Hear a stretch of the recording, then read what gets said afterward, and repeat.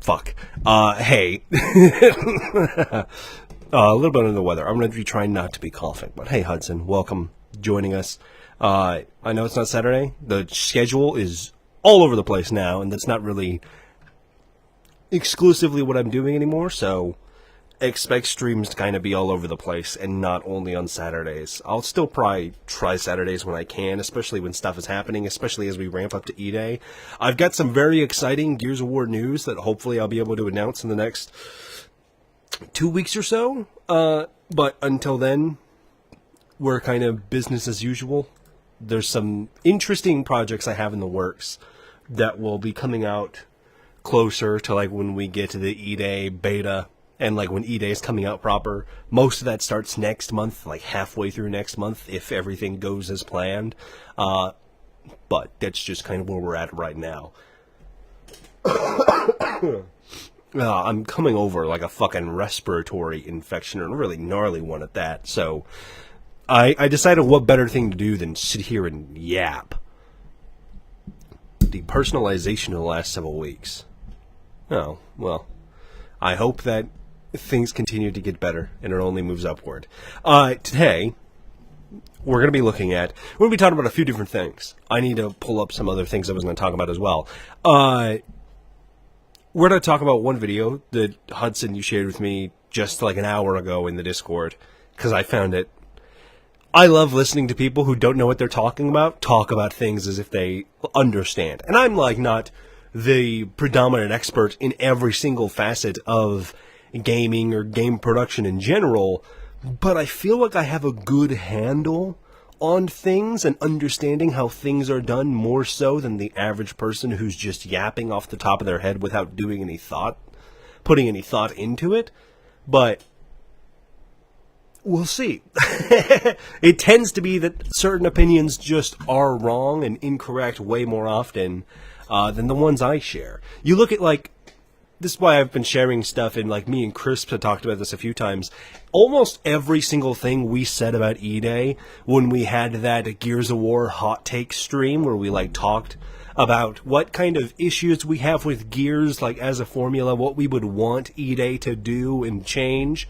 Almost every single thing we said, down to the letter of, like, them including side quests in Kelowna where you go and help citizens that are struggling during E-Day, are in the game, and that they showed us during the reveals. So, I feel like I spent enough time thinking about this kind of stuff, and my barometer for how accurate something is going to be is a lot finer tuned than a lot of people. Because a lot of people just don't care about the inside baseball stuff. They care about the thing itself, which is fine. That's like Carmine Forever, friend of the show. He's not a big inside baseball game dev kind of guy. He doesn't necessarily put a whole lot of focus or stock into like the specific developers and names that are behind certain projects, and even like the specific parts of certain projects. He cares about what Marcus Phoenix is doing, what Dominic Santiago is doing, what, Mako, is it Karamata or Kamata? The new gear guy. He looks fucking amazing, by the way. But that's just a different focus. But there's people who have that focus, and then they also try to talk about the studio as if they've done the research, but they're just talking out of their ass. So, not everyone has to know the ins and outs. Yeah, and even I don't know the ins and outs of things. Like, I don't have personal contacts at the Coalition, as far as you know. I don't. But, like, I have sat around and I've watched hundreds of interviews of different game developers from all different studios, listening and watching the words of developers who work both at the Coalition and who've worked at other studios that have worked at Gears or worked in similar spaces. And it gives you a good idea of how, like, the cultural aspects of these studios fit into stuff, right? It's not like those losers who are just like, oh, there's women making video games? Bad game. Like, you're just stupid. That's not how video games work. Some of these people, like, Kate Rayner, she's the lady you would have seen during the E-Day Direct with, like, the red hair who was talking about E-Day. She also did, like, the Unreal Engine the tech demo at the Unreal conference or something a week ago too that also showed off some E-Day stuff, like specifically the technology behind the lighting and the destruction. She's been with Gears of War in some regard for like 10 years, since like before Cliffy B left. I think she's been at Xbox at least, if not working on Gears since like 2011, 2012, and she's been in this industry since like 97. Like, she's somebody who knows the way around, right? But people go, oh, a woman in a Gears of War game? Gross, DEI. And it's like, dude, that lady has been here since before Cliffy B quit. The fuck are you talking about? People are just stupid. 97? Damn. Hudson's boomer. Okay, hold on. Let me look up some things. I'm going to add to my list. There's a thing, Gears of War did release like an extra teaser thing we're going to look at too. I put out a post sharing Crisp's reaction. He made like a video for it. I'm not going to make it into a reaction video. I don't know. Maybe I will. Maybe I'm just a complete fucking liar. But we are going to watch it. I just had no... It's fine for here on stream, but I'm not going to like sit down and like break it apart piece by piece. I don't like making that kind of stuff, and I feel like it's not very my niche. I yap about stuff, and I'm very affirmed in my conviction that I am correct about the shit that I yap about. Not, you know... I don't need to be some documentarian over here pointing out all the characters that exist in every single cutscene. That's what, you know, more charismatic creators are for.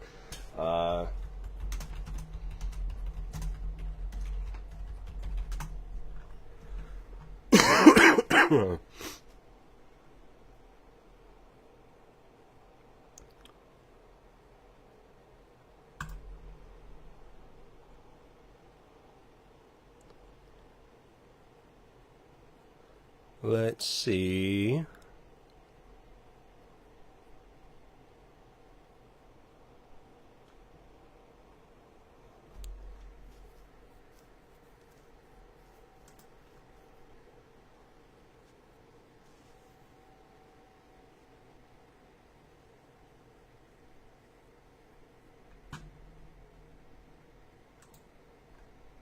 October 26th. What? No, October... What? That's not right. Hold on. I'm trying to pull up sources of people talking about the $400 million figure that people keep talking about, keep bringing up. And the first article I saw said that Gears of War E-Day was launching October 26th, which is just not true. So, like, how am I supposed to trust the rest of this? I mean, it's Game Rant, but... Anyways. Headphones. I don't need these yet. Never mind. Basically, so here, let me pull this up and stop just like yapping and put it on screen. Articles aren't fact checked. I mean, everybody's been repeating the same number. I think it's just that they typoed and they added a 2 when they shouldn't have. But this is the figure that everyone keeps sharing around. Tom Henderson on the Insider Gaming podcast claims that the E-Day had a development budget upwards of $400 million. Which is crazy. It's not necessarily super off base for big AAA productions. Like, we know God of War Ragnarok had a 200... Somebody's fucking set off bombs outside. I hate firework motherfuckers in the city. We know God of War Ragnarok had like a $250 million budget. I think the Spider-Man 2 game is reported a lot to have like a $300 million budget, which is like the price of like a big summer blockbuster movie, right? Like a lot of the Avengers movies and stuff are like $200 million. It doesn't like strike me super odd that it could be $400 million. But with everything I know and like things I've heard since like this number has like come out and stuff, $400 million makes no sense. It's more likely that the $400 million budget includes the entire runtime of the Coalition from post Gears 5, like 2020 till now, including their post-launch plans to go into, the seasonal release stuff that EA will have after it comes out. Like post-launch content, skins, updates, maps, all that kind of fun feng shui. Normally, that's how these budgets would be wrapped up, because it would have that kind of projected cost included into it. It's not that they've spent $400 million already. It's that this is probably the cost that the Coalition and People Can Fly combined are spending to make EA a reality. And you gotta remember, it's not just the Coalition. People Can Fly are also coming on to support them for this project. So, I don't think that's necessarily very indicative. Like, I don't think EA needs to earn $400 million to break even, right? I think that's stupid. That's a bit of a hyperbolic claim. It's probably very high. Like, the real number is probably maybe half that, maybe like 200, 250, like what God of War Ragnarok was. But you gotta remember, this number has no substantive merit whatsoever. This comes from Tom Henderson. I'm not super familiar with Tom Henderson and the other things he's leaked and how accurate he's been. But, like, we had very, very accurate, like, industry leakers a year ago talking about how the Gears of War remaster project coming into PS5 was going to be a remaster of Gears 1, 2, and 3 and feature a unified horde and multiplayer mode. And it's like, well, that's just not fucking true. You're just pulling shit out of your ass. Like, where is that prediction coming from? Because it clearly had no basis in reality. Reloaded was not even close to remotely that. It was just a port of Ultimate Edition again. So, no idea where that kind of nonsense is coming from, and that's kind of where I'm at with this too, where it's like, this guy says it costs $400 million, and it's like, okay, where is that? Like, this is the thing, a lot of people said the same about, like, Halo Infinite, but it's like, it's less that Halo Infinite costs $500 million, and more that they spent $500 million over the course of the time that they were developing Halo Infinite. They're slightly different numbers, right? Same thing with Gears. There's a difference between EA costs $400 million to produce, and the Coalition spent $400 million upkeep costs over the last 7, close to 8 years now, since they put out their last big Gears game. And in that time, the Coalition has been like Xbox Game Studios' Unreal Engine darling. Like, they've spent a lot of time getting in on the ground floor with Unreal Engine 5 and giving, like, their own team members over as support to other Xbox studios. The one I remember getting reported on was Arcane Austin with Redfall, which I think they also got some support from ID Software. And basically any other studio under Xbox's banner, all like 70 of them. If any of them had a game in the last 5 years that featured Unreal Engine in like a heavy regard, you can assume that the Coalition, as like the predominant Unreal Engine experts within Xbox, likely gave some amount of support, whether it was like literal labor or if they were just being more like tutoring, right? So for a multitude of reasons, this $400 million price tag just feels wrong, because it likely just is, right? There's no support whatsoever that that is the case, because it's just dumb. A lot of them are ex-Epic Games employees. That too. A lot of, not even just ex-Epic Games employees, but like, even if they were originally Black Tusk or something like that, or People Can Fly. I guess People Can Fly used to be part of Epic Games. That still kind of applies. But they have been working with Unreal Engine for so long now, especially previous versions of Unreal that were harder to kind of work with. They were required more knowledge to like become a master at. I think Unreal Engine 5, for the most part, is easier to get set up with.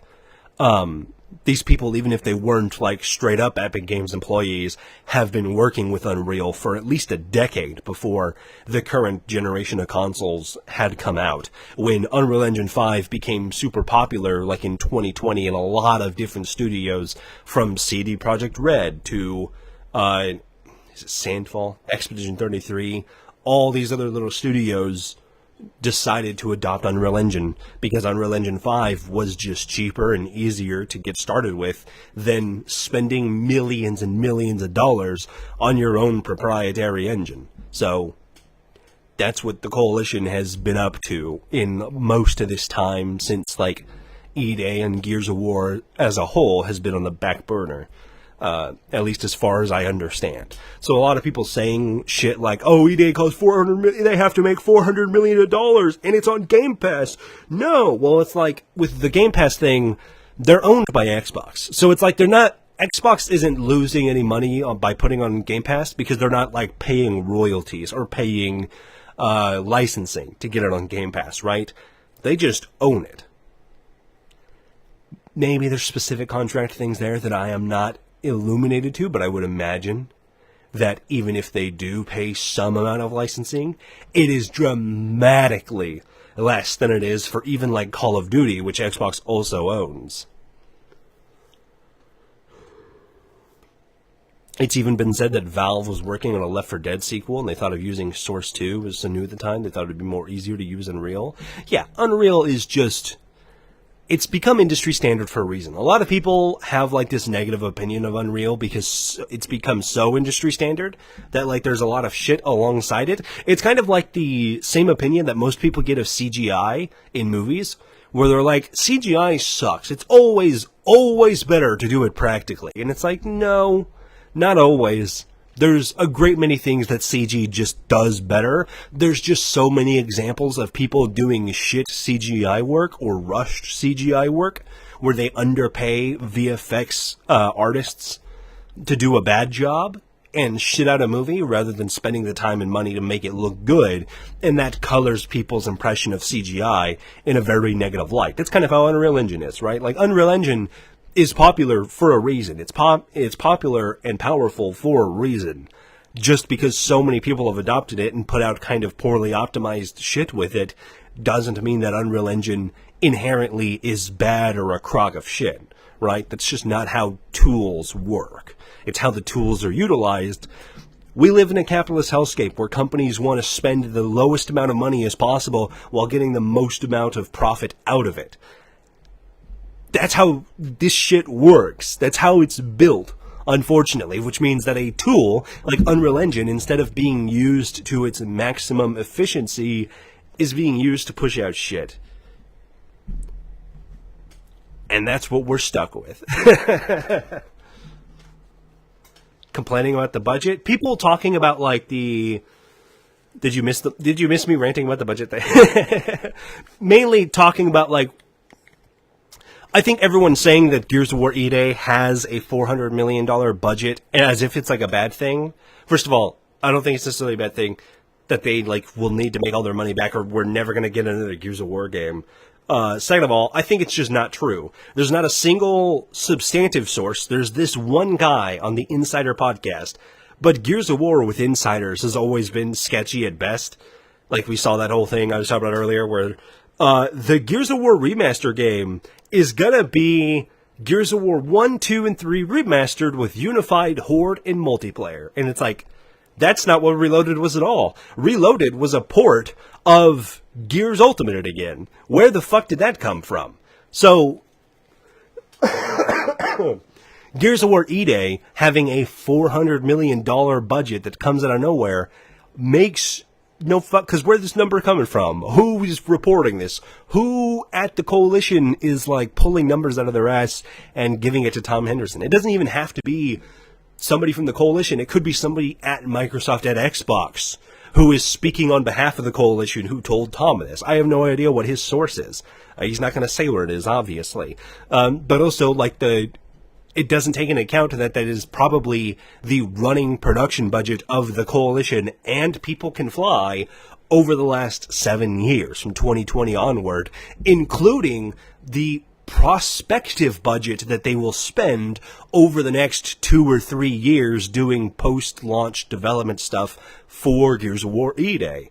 The same guy who said we're getting a Phoenix collection for the last day. Yeah. It's like, these rumors I can't take super seriously, right? We saw a lot of this with Halo Infinite, where everyone kept, like, repeating this $500 million figure. And, like, Halo Infinite was expensive because they spent a lot of time going back on stuff they had already done and, like, revamping it. Did it? Might mic die? What are you talking about? Does the mic sound like shit? Is it using the wrong microphone? Don't tell me that.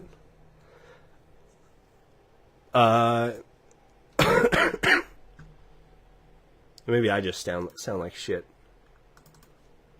No, it's using the... Steven, stop fucking with me.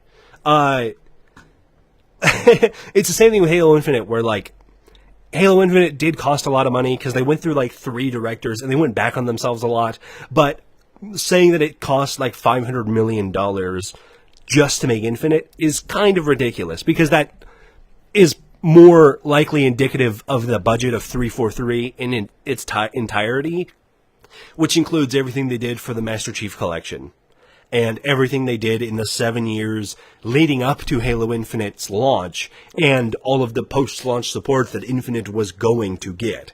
So saying it cost $500 million is really just not true. But yeah, so the same thing with Gears E-Day, $400 million. I don't think it's the case. And also, even if it is the case, and people are like, it costs $400 million, they have to make $400 million back, or it's going to die. If Halo Infinite costed $500 million, and 343 is not only not shut down, but making another Halo game in Unreal Engine, what makes you think that a game that costs even less and has way more hype behind it than Halo Infinite did wouldn't also be successful and go on to make more games? Like, the logic in it doesn't even make sense in this fairy tale world where E-Day costs $400 million to make.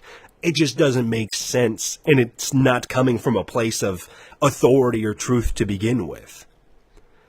Halo MCC wasn't what 343 had in mind in the first place. 343 wanted to do was the Halo 2 anniversary. They didn't plan for that. Makes sense. I know the MCC, it wasn't, like, playable until, like, 2020, right? I remember I always heard people talk about it like that. But yeah.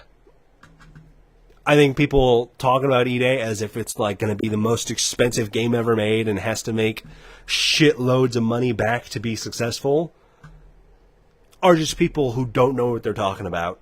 Like, I don't think that I'm necessarily the predominant expert. I'll say it over and over again, but I think I have a better understanding than a vast majority of people, especially like the shitheads on Twitter who just talk out of their ass all day long. People forget that budget goes into the entire project and not just the game. Yeah, that goes into... The budget is also... It's not specifying if that includes all of the production they spend on discs and the collector's edition, and they'll probably be producing vinyls, right? Or producing album versions of all the soundtracks that go on platforms like Spotify, Apple Music, YouTube Music, all those kinds of different places. All these extra things that go into the game outside of just, like, the game itself. That's also a big part of it, too. And make so much money on skins anyways. Yeah, I assume Gears E-Day is probably going to have a combination of Gears 5's skin shop from the beginning and what the shop is now, where they're definitely going to have some expensive fucking skins in the store, and that's really going to hurt my experience of the game. Like, we've seen already that the collector's edition or the pre-order bonuses come with, like, $1,000, not $1,000, 1,000 iron, which is the currency they used in Gears 5. Specifically, it was, like, the paid premium currency. So, likely, they're going to have that kind of shit, and that's going to sell a lot. They reversed it in Gears 5, but I think that's mainly because, like, the leadership of Gears 5 completely changed, so they, like, didn't have any obligations to people like Rod Ferguson. And hopefully EA isn't like super, super scummy. I would like if it's still the same as, if it's the same as like Gears 5 store and it just has more options to spend money to get stuff quicker rather than grinding for it. I'm okay with that. I think it's still dumb, but whatever. I'm fine with that. If they go like back to like what Gears 5 store was at launch, or even like something resembling what Gears 4 had, I don't think they'll go straight up back to like gambling and loot boxes, but something that's even less, consumer friendly, I'll be major disappointed. And as much as I think that EA is gonna become like one of my top 3 favorite Gears games, it will immediately drop down to like bottom 3. Because fuck that. Like, I'm so fucking annoyed with games that keep doing this kind of bullshit when the game itself is $70, $80 at launch. I paid you fucking $350 so I could have a statue of 15 inches of Marcus and Dom sitting behind me, and you're gonna tell me I gotta pay $15 to get a version of Marcus that we've had in every single game since 2006? Fuck you. It's just dumb. These are the type of people that just watch Charlie's video to form.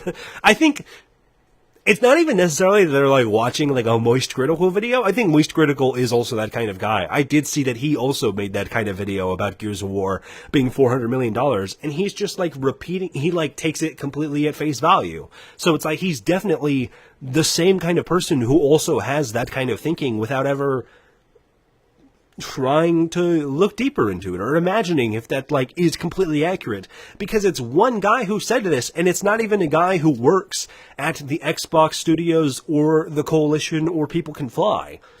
It's just a guy. It's just a journalist. 15 inches of Marcus.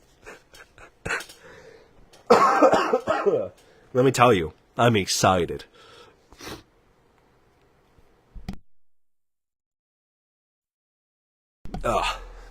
People can be uncritical about what they hear. Oh, definitely. God, I cannot stop the cough. We're going to look at this. I already said I wasn't going to be breaking it down, but I did want to take a look at it because I didn't like sit down and watch it in its entirety. They released a cinematic trailer, like a cutscene from the game during the State of Unreal conference, where they were showing off some Gears E-Day tech. So we're going to take a look at this, and then we're going to look at some really, really bad opinions about E-Day after this. So, lock in. I think I've seen most of this. This is like them evacuating from the airfield, it looks like. That like location we've seen a couple times where like the ground is open up entirely across a field. It's like some sort of, I think it's supposed to be like a military airbase or something like that, or maybe it's just a regular airport. But it's an airport of some kind, and that's where they're running away from here.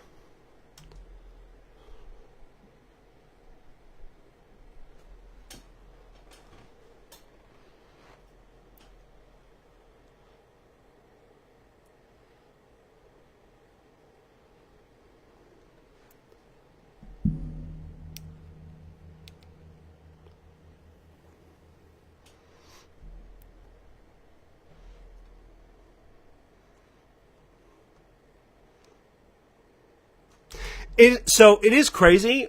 I was thinking about this when we saw the reveal the first time. Is it muted? Fuck. It isn't. Is it muted? It's playing audio on my side. It says that it's playing audio.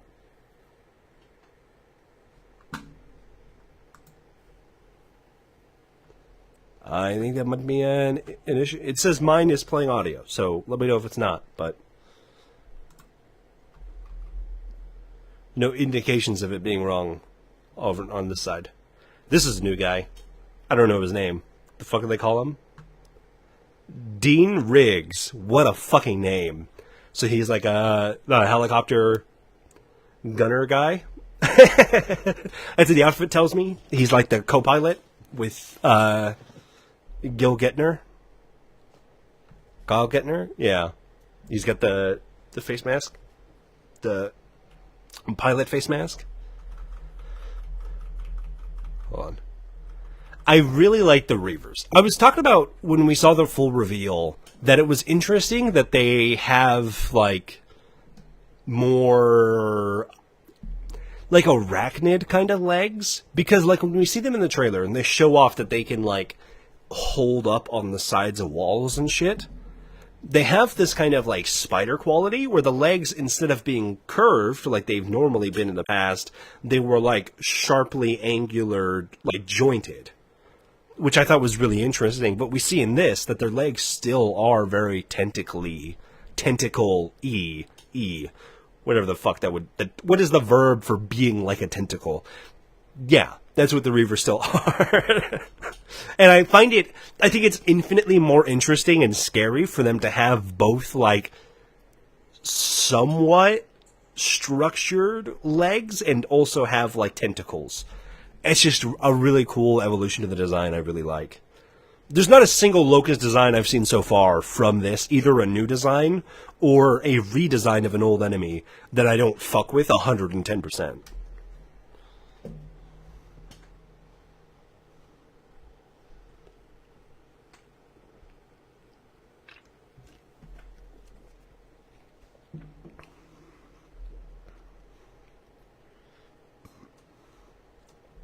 I think it also, seeing that shot specifically, it like ties them a little bit closer from like a design language standpoint into being more similar to the Swarm. Like this shot specifically of the tendril coming in and wrapping around the gun and seeing like the shape of the tendril, that reminds me very much of the Swarm. Like the kind of shit we see the Swarm have, like with the Snatchers and the, like the bigger beasts, especially like the Kraken and the Hive Beast and shit like that. I do kind of like that inference that it's like, this kind of design language being retroactively applied backwards to make that kind of distinction between the Locust and the Swarm a little bit more gray and more of a gradient instead of being like a hard line. This is what Locusts look like. This is what Swarm look like.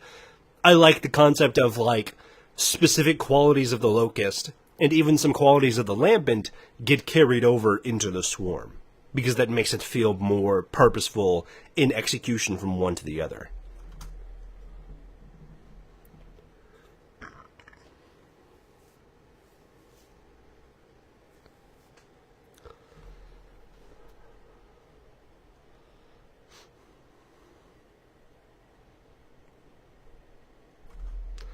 Yeah, that guy is dead, by the way.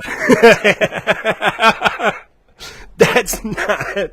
There's no way that scene isn't him dying, jumping in to, like, defend Marcus or Dom or one of the other characters. Whatever the fuck, right? That... Like, you could see it aiming with the tendril. It's doing, like, the Snatcher kind of thing.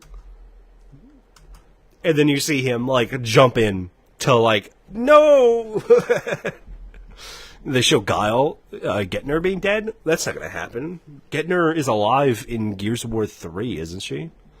Or maybe Gears of War 2, I don't remember. But I know she makes it to the end of the war, right? Pretty sure.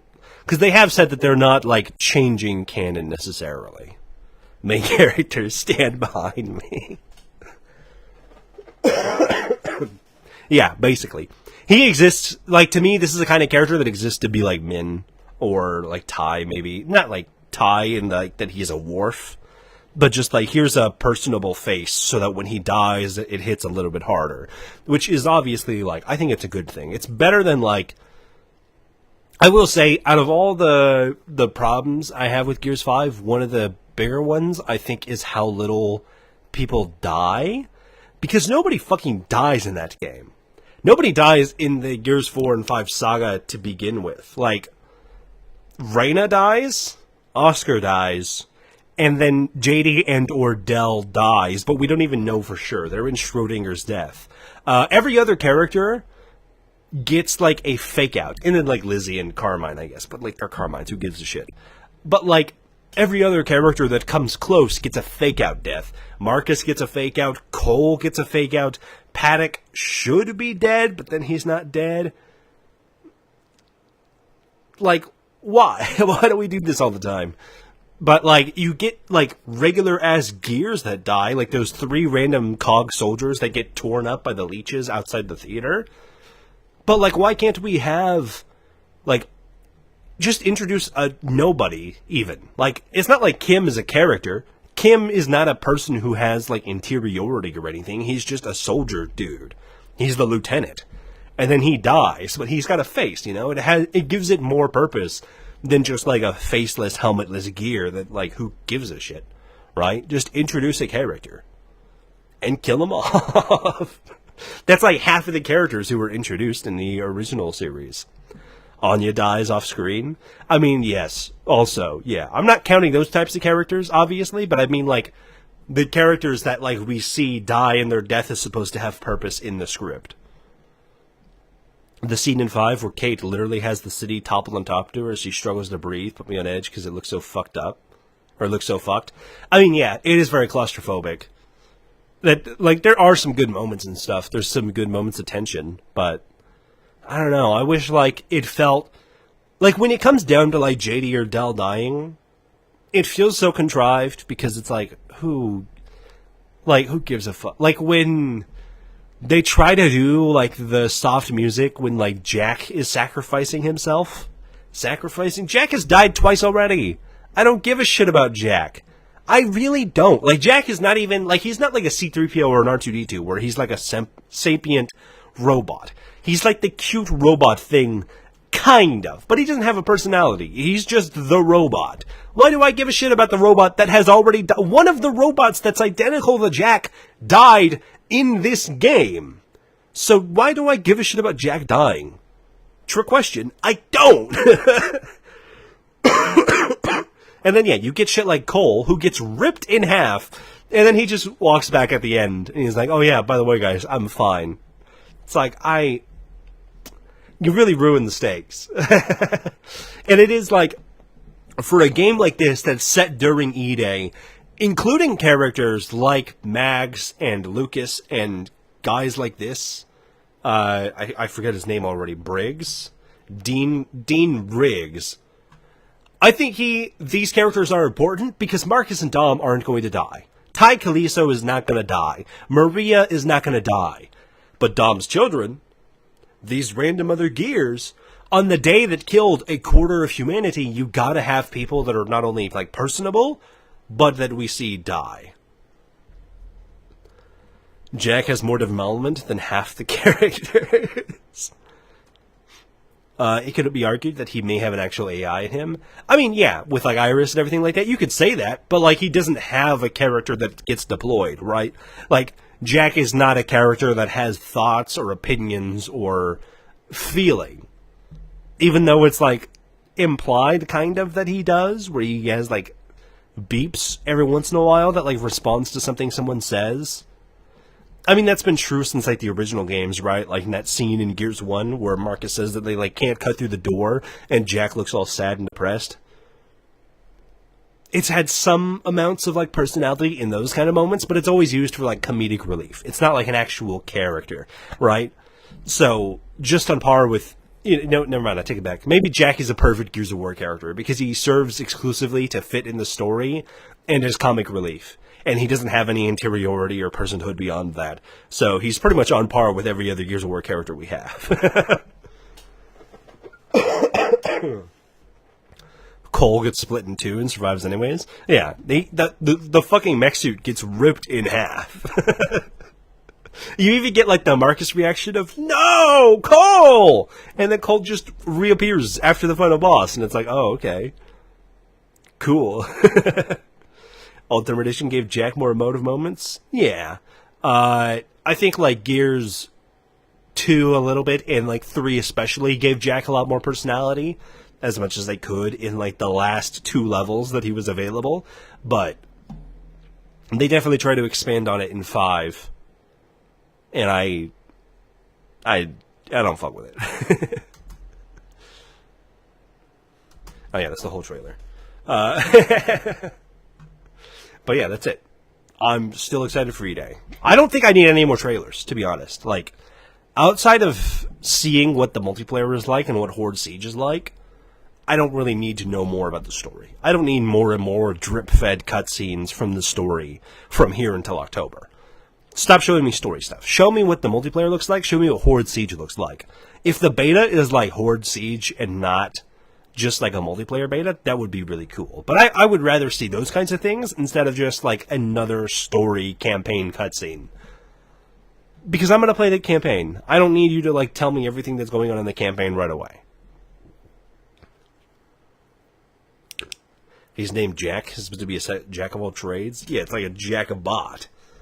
That's why they call him Jack, because he's a jack bot. It's not until later on that they just start giving them names, like the Troy bot in Judgment, where it's like, this is the jack bot named Troy, or the one in, I don't know if it was in the book, Hoffman's Bruce in the Gears 4 prologue. Here's the jack bot named Bruce. Like, I get that you can't call them all Jack because people are stupid and would get confused, but then maybe the original one's not called Jack. Or Dave from the beginning of Gears 5. Yeah, it's all over the place.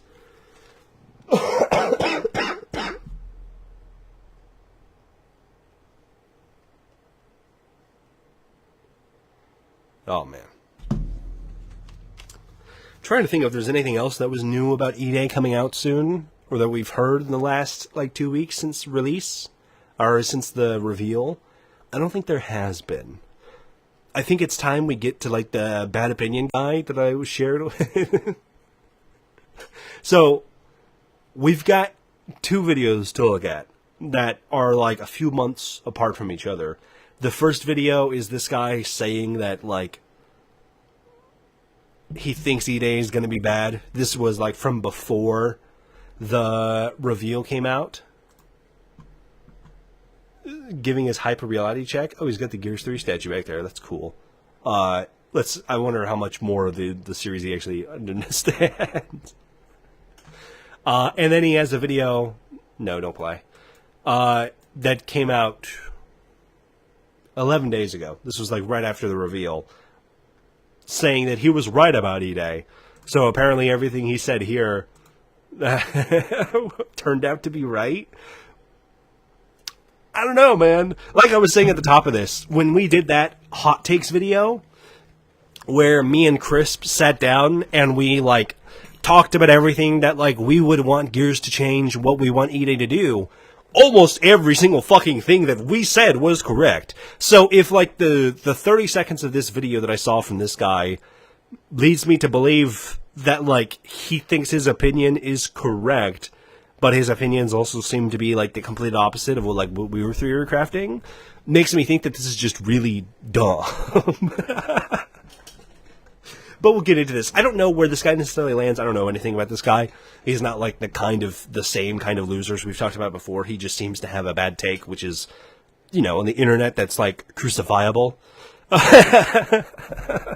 So we're gonna go through this. I did skim through some of his comments on the other video, and there's definitely people in his comment section that have really, really stupid, gross takes. The kind of people who were ugh, why did they put a woman in the Gears of War game? I care about Marcus and Dom. And it's okay, the game is about Marcus and Dom.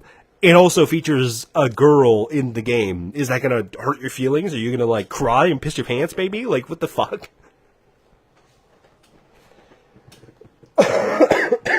So we're going to go through his, E-Day reality check first.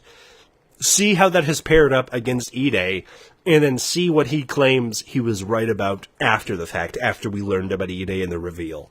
So I guess just let's start that now. I'm going to turn this down a little bit, but let me know if it's not loud enough or anything like that. Only 15 minutes? Yeah, we'll only be here 45.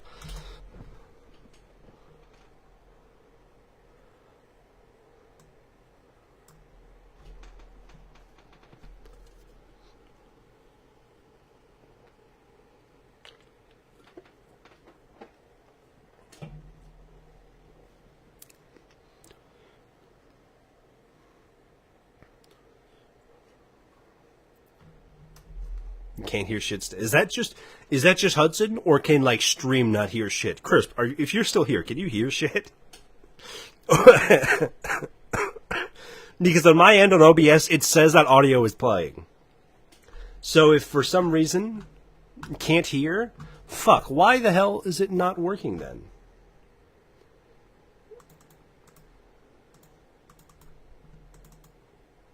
This. Properties. SWB.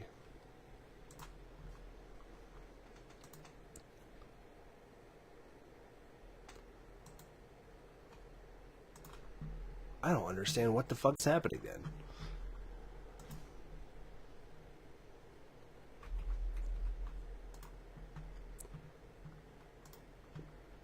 Let's pull some shit up.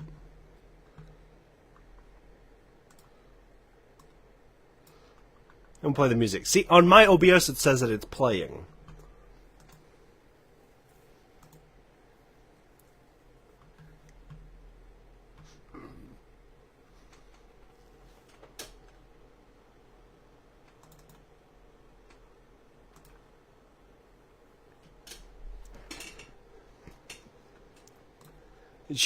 Legit can't hear anything? Is that real?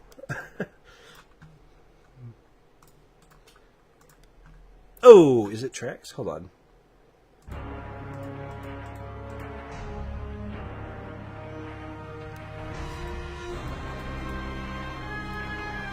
There we go. Let me know. There we are? Okay. I think I had the track set up wrong. The track I have for streaming was not the one I had for recording. Yeah, OBS tends to be a little bit of an asshole when I'm in the middle of stream, and then if I need to do anything else, it's fine.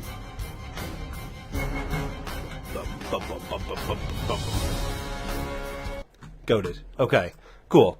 Alright, then let me know if we could hear the video.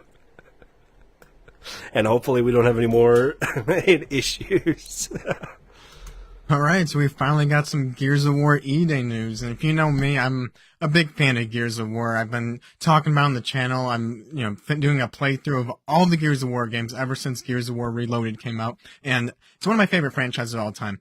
But in doing my playthrough, starting with Gears of War Reloaded, immediately after playing Gears of War 1, the original one, Xbox 360. Mild, crisp, OG Gears soundtrack rap. Alright, let's hear it. Post it tomorrow. Come on, freestyle. Let's get it out. Let's get it done. Because I thought Gears of War Reloaded something felt off.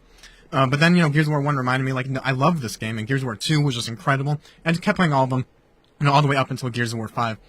And I've been just getting a little more concerned the deeper I get into the franchise, aka entering the Coalition's games, because it just really seems to me that the Coalition has never understood what made Gears of War special. They've never actually made a good Gears of War game.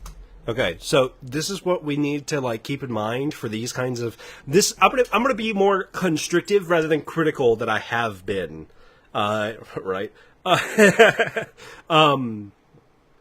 With videos like this in the past, right? Because the claim immediately out the gate is the Coalition don't understand Gears of War, and they've never made a good Gears of War game. So if you want to claim that to me, you need to tell me, A, what makes a good Gears of War game, and B, what do you need to understand about Gears of War to make a good Gears of War game? And if you just say the generic stuff like Brotherhood and gritty and horror atmosphere, shut the fuck up. You need to have actual substantial reasons that you can back up with evidence instead of just saying nostalgic buzzword terms, because that's not an argument. That's just nostalgia and using that as a lever of argumentation in your favor. Except for Hivebusters. I'm not challenging him to a debate. Let's calm down. I don't feel in the mood to do that kind of shit ever. I remember Hivebusters being pretty good. That one was full original characters, full original locations and all of that. Part of what I feel in Gears of War 4 and 5 is they didn't really understand Marcus's character, and everything just kind of feels off all around with the Coalition's Gears of War games. And so it's okay. This is a continuation of that. Don't understand Marcus's character. So throughout this, please, I'm hoping now, because I don't know, I haven't seen this. I would hope that by the end of this video, you tell me what Marcus's character is and how that works and how that fits or doesn't fit into the Coalition's games. Because I feel like he's basically on par with how he used to be. Kind of been sobering me up, you know, like many other people, when Gears of War E-Day got announced, it was like super hyped. It's like, oh my gosh, like finally, like, you know, we're finally going to be able to like play on E-Day, because Gears of War 1 takes place 14 years after E-Day, and this just seems incredibly exciting. And I've been very hyped, and like it looks like that the news that broke out today, a lot of people are still excited for it. Like the news, like it sounds good on paper, but like having literally just been playing all the Gears of War games, like including the Coalition's games, it's like sobering me up, and I'm looking at this just like, I don't know, with a different lens, I suppose. So, Games Radar had an exclusive interview. I'll put a link down in the description. So I'll just go over a couple things here. So, Gears of War E-Day, aiming to recapture the vibes of the original games. The Coalition believes its upcoming prequel has the potential to be one of the best stories in the Gears franchise. Okay, like right off the bat, like just huge issues right there. Like they want to recapture the vibe of the original games. They had two chances with Gears of War Ultimate Edition and Gears of War Reloaded to remaster the first Gears of War game, right? And somehow they messed up the vibe. Like, The vibe is the same. Like, you could have your issues with the art style, but the vibe is the same. It's like a little bit campy. It's like a little bit, you could say it's toned down and like sanitized. Sure, but the vibe is the same. Like, it's not that much different. If anything, it plays a little bit more into Gears of War's campiness, but, like, that's what Gears of War 2 does. Gears of War 2, I've been going through the games, I've been making, like, these shorts of, like, recapping all the games and stuff, just because I've been having fun with it, and I have nothing else to fucking do when I'm at work. Gears of War 2, especially from Dom, has a shitload of, like, Gears of War 4 and 5 millennial writing. Like, there's when you first see the Cantus and, like, the first Locust Temple, Dom legit walks up to it and he's like, I'm pretty sure that's not a natural cave formation. And it's like, dude, that's the fucking Marvel-ass dialogue that people complain about Gears 4 and 5 having. But because it's Gears of War 2, it's okay. Hivebusters was not Gears, so people say the new games are bad because they're not Gears, but then that the story is good despite also not being Gears. The opinions are all over the place, man. You can't expect consistency. the game looks better if you like compare like still screenshots, but when you're playing the game, like just the vibe, like the colors and like the grittiness and darkness, like the grittiness and darkness is just it looking like shit. Like when you play it upscaled on the Series S and X, like I did 6 months ago, it just looks trash. It just looks bad and outdated. Like I'm sorry to say, maybe you like that. Maybe that like nostalgic part of your brain really likes how old and kind of like jagged it looks. To me, it just looks fucking rough. Like, Gears of War 2 looks leagues better, and Gears of War 2 still looks kind of whack. You know, like, the games don't look actually good until Gears of War 3.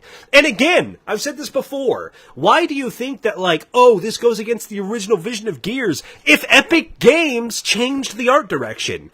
If this was Gears of War's, like, true art direction, why wouldn't Epic Games have refined that going into Gears of War 2 and Gears of War 3 and Gears Judgment, and not have introduced more color, introduced bigger sets, introducing more and more and more to it? I think Gears of War 1 just feels so small and gritty and dark because they had fuck all budget. They had 6 enemy types. They had 5 characters that weren't wearing a helmet. There's nothing going on in the original Gears of War because it was a small game made by a smaller studio at the time trying to get some feet off the ground.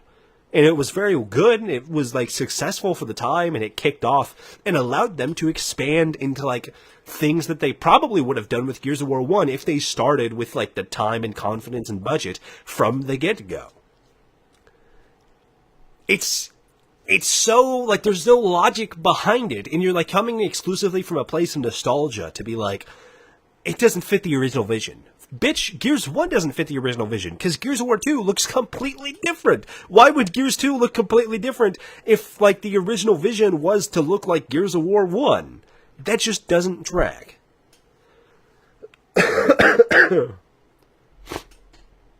if Kate pushed a table over like JD or kicked a car like Dom, people would lose their mind. Yeah, the end of Act 1 or like the end of the hospital section in Act 1 in Gears 2, where Dom just starts throwing a hissy fit and he starts like kicking cars and breaking windows and throwing a tantrum.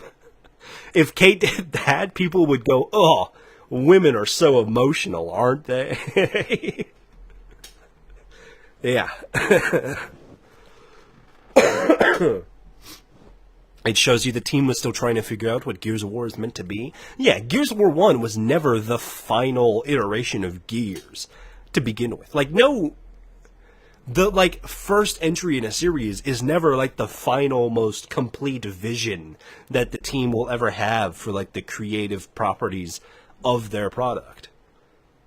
So this is, like, an argument that comes from nostalgia for me. It holds no water.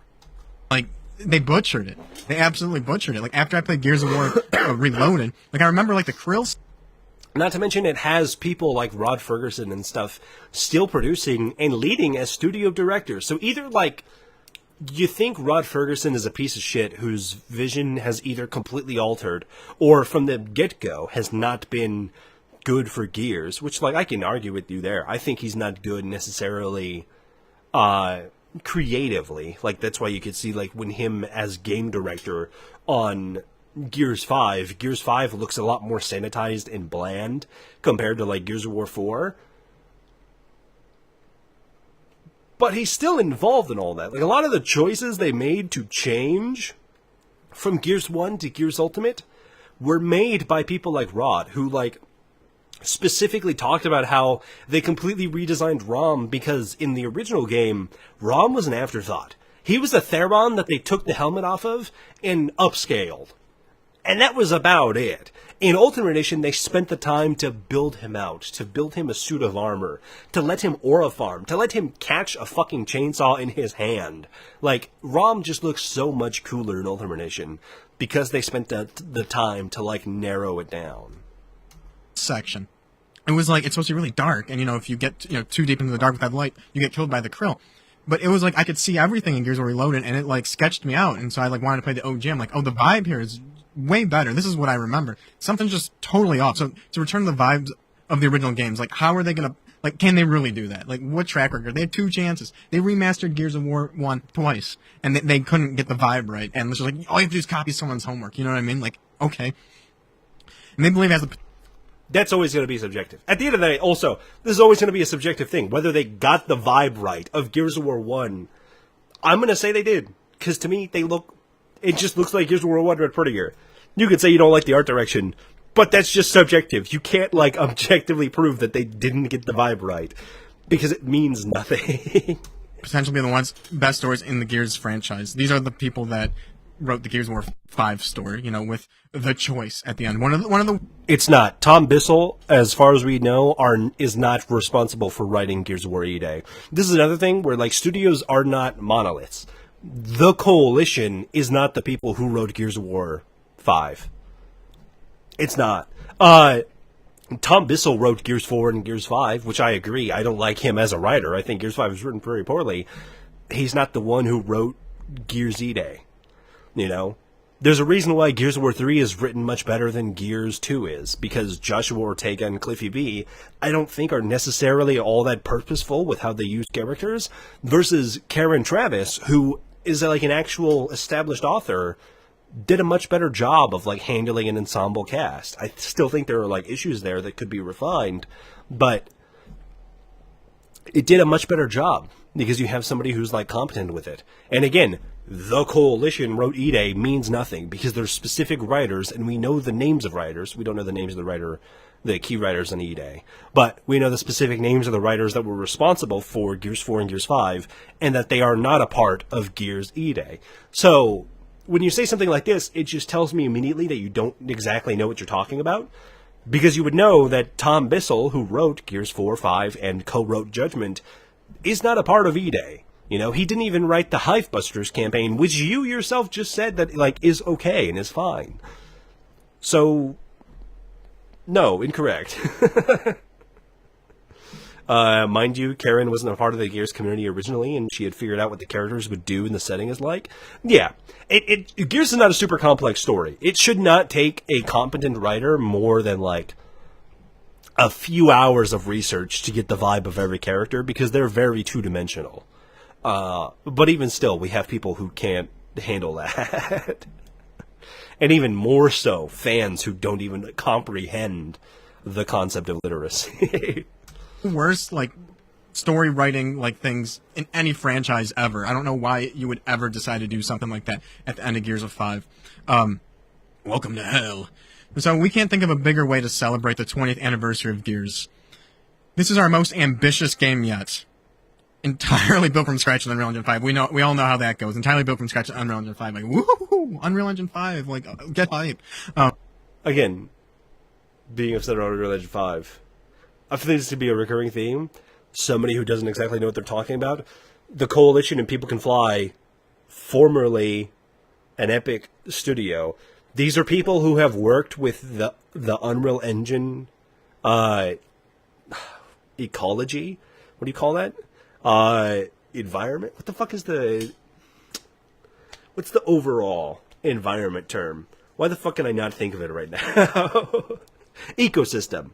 They've worked inside the Unreal Engine ecosystem for like 2 decades at this point, if not more. You know, even if you have some like younger junior devs who have not been that invested in it, you have a lot of senior devs who have been in this ecosystem for a very long time. So I get why, you know, we were talking about earlier, why like Unreal Engine has some like bad faith behind it in the same way that people have bad faith towards CGI, because you get people who just want to pump shit out and they do a bad job of it.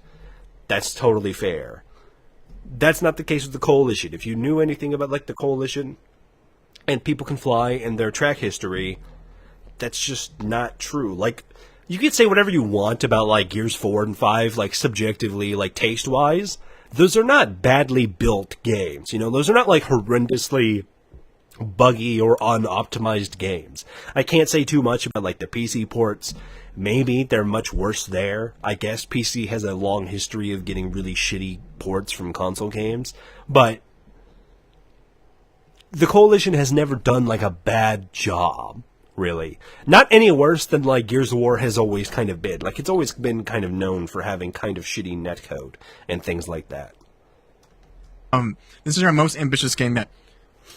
Gears of War 5, if that's not ambitious, I don't know what is. I mean, open world in Gears, you have Jack with all the searching around for components and all of that. You have the choice at the end. If that's not ambitious, I don't know what is. It's garbage, but it's ambitious. So I don't know if our most ambitious game yet from this studio is like a flex. By no means. And so, I'll go over this tweet that they kind of summarized a couple things. There's many tweets like this, so, you know, I don't know this person or anything. But, he summarized, so a prequel that aims to recapture the tone of the original trilogy we just covered, that explores the origin of the friendship between Marcus Phoenix and Dom. Okay, see, I already feel like in Gears 4 and 5, there's just like something off with Marcus, with the writing of Marcus. Like, it doesn't seem like they understand his character very well, in my opinion. Okay, he said this twice now. Can you tell me at all what you think Marcus is supposed to act like, or what specific examples of his character being off you think? Because out of all the characters that are kind of off, I think like Marcus and Baird are probably the most continuous of themselves. Like, what does that mean? What is Marcus Phoenix not being... what does that mean? It doesn't mean anything. You're just saying words. You're just saying he feels off, which is not a criticism. That's just saying you don't like it. Just say you don't like it. That's fair, but like, at least be more honest than like pretending you have a point but having no evidence to back it up. Gears of War 1 is ambitious. Does that automatically make it bad? Yeah, I mean, I'm trying to steelman this. He's trying to say that because the Coalition has been ambitious and it didn't work out in execution before, them being ambitious won't work out this time. But I mean, we've seen 45 minutes or so of E-Day at this point, and it all looks fantastic across the board. So I'd say them being...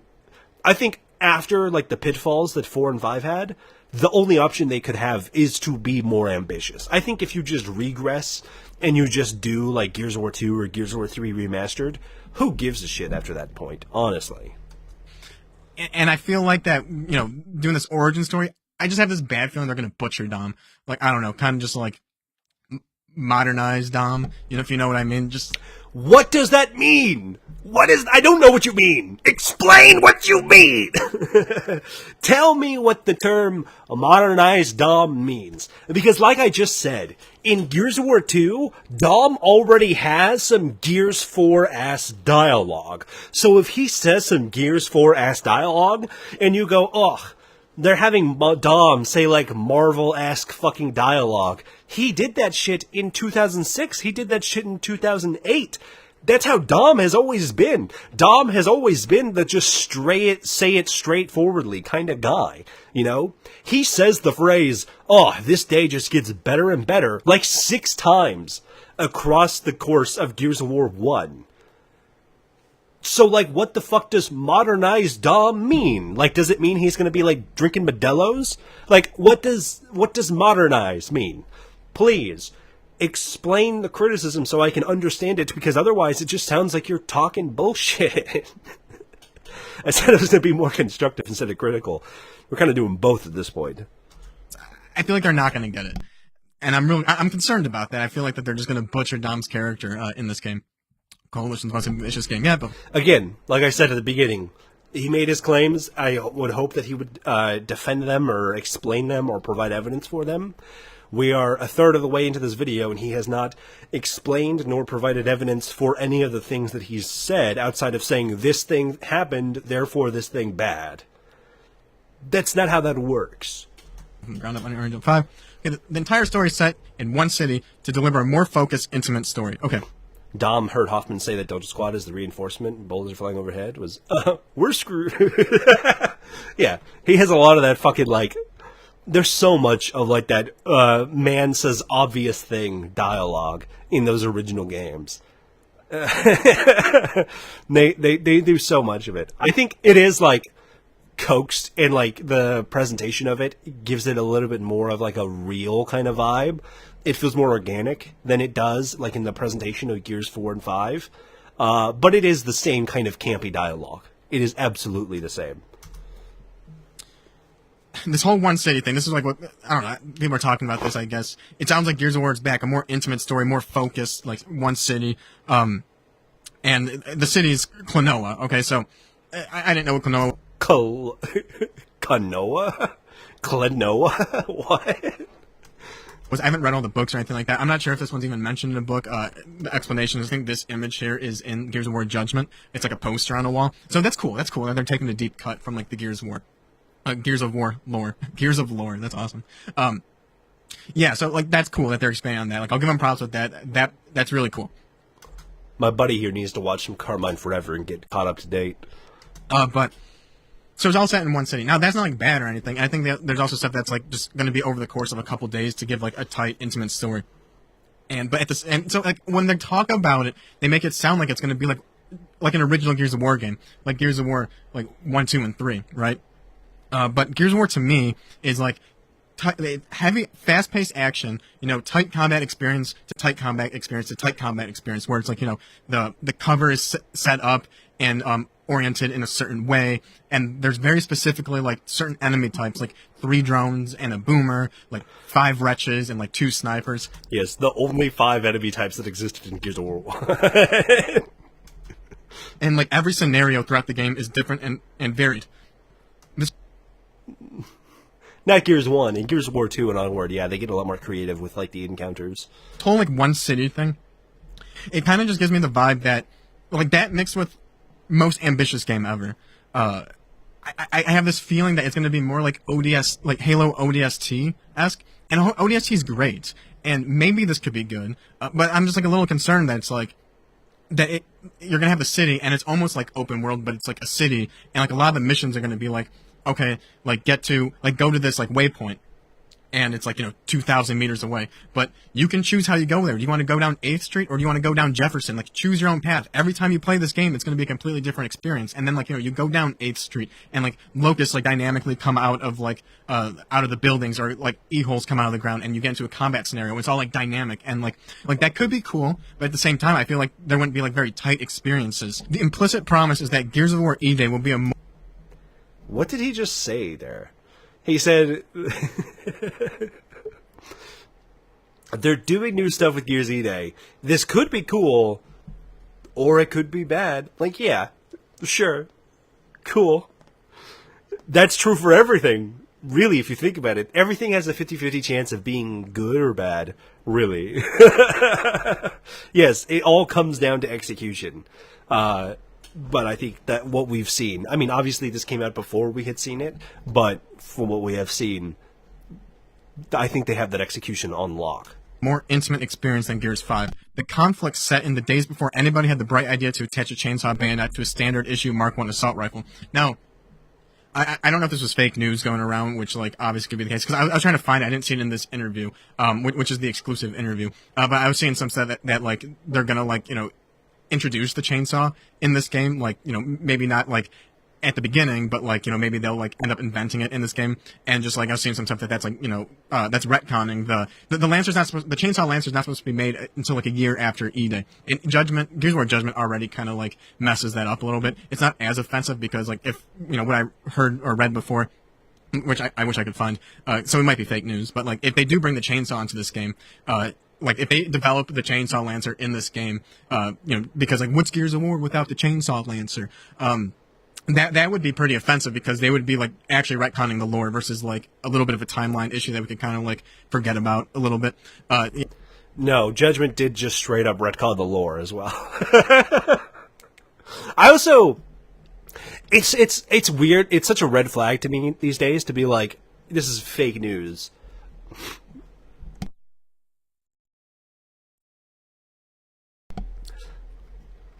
Because what? What do you mean, fake news? We're talking about Gears of War. Fake news about Gears of War? There's a lot of, like, fake leaks and shit like that, and, like, leaks that turn out to be not true. But, like, specifically calling it fake news and that kind of verbiage, it always rubs me the wrong way. It tells me, like, the kind of, like, thought process that, like, someone has. Or indicates to me, anyway. I'm trying to clear my sinuses. Even Epic Games didn't care about the lore. Yeah, Cliffy B does not give a shit about the lore. Cliffy B has even said that Judgment, like, needs the Chainsaw Lancer, and he's like, oh, you can't have a Gears game without the Lancer. So it's like all these motherfuckers that, like, pray and they, like, set up shrines to Cliffy B. Cliffy B doesn't care, right? Obviously. And, like, I honestly also don't care that much. It's not that big of a change. It's not like something super crazy or integral to, like, a character. It's just the Chainsaw Lancer gets invented a little bit quicker. Sure, like, I guess you could have an issue, but, like, they stayed incredibly truthful to the origin with, like, including Ty Kaliso. The biggest thing that we've seen that's changed is that, like, Padrick isn't around, but otherwise, it's pretty much the same. Cliffy never read the books. That's also true. Cliffy just doesn't care about the extended universe. He cares more about making the games, which, sure, whatever. I think he's fine at, like, setting tones and stuff for games, but he's not a storyteller by any regard. I don't think so. Yeah, so that could be an issue. But we'll see what happens with that. Klonoa is a rich environment to tell a great story. Klonoa. Where is he getting Klonoa?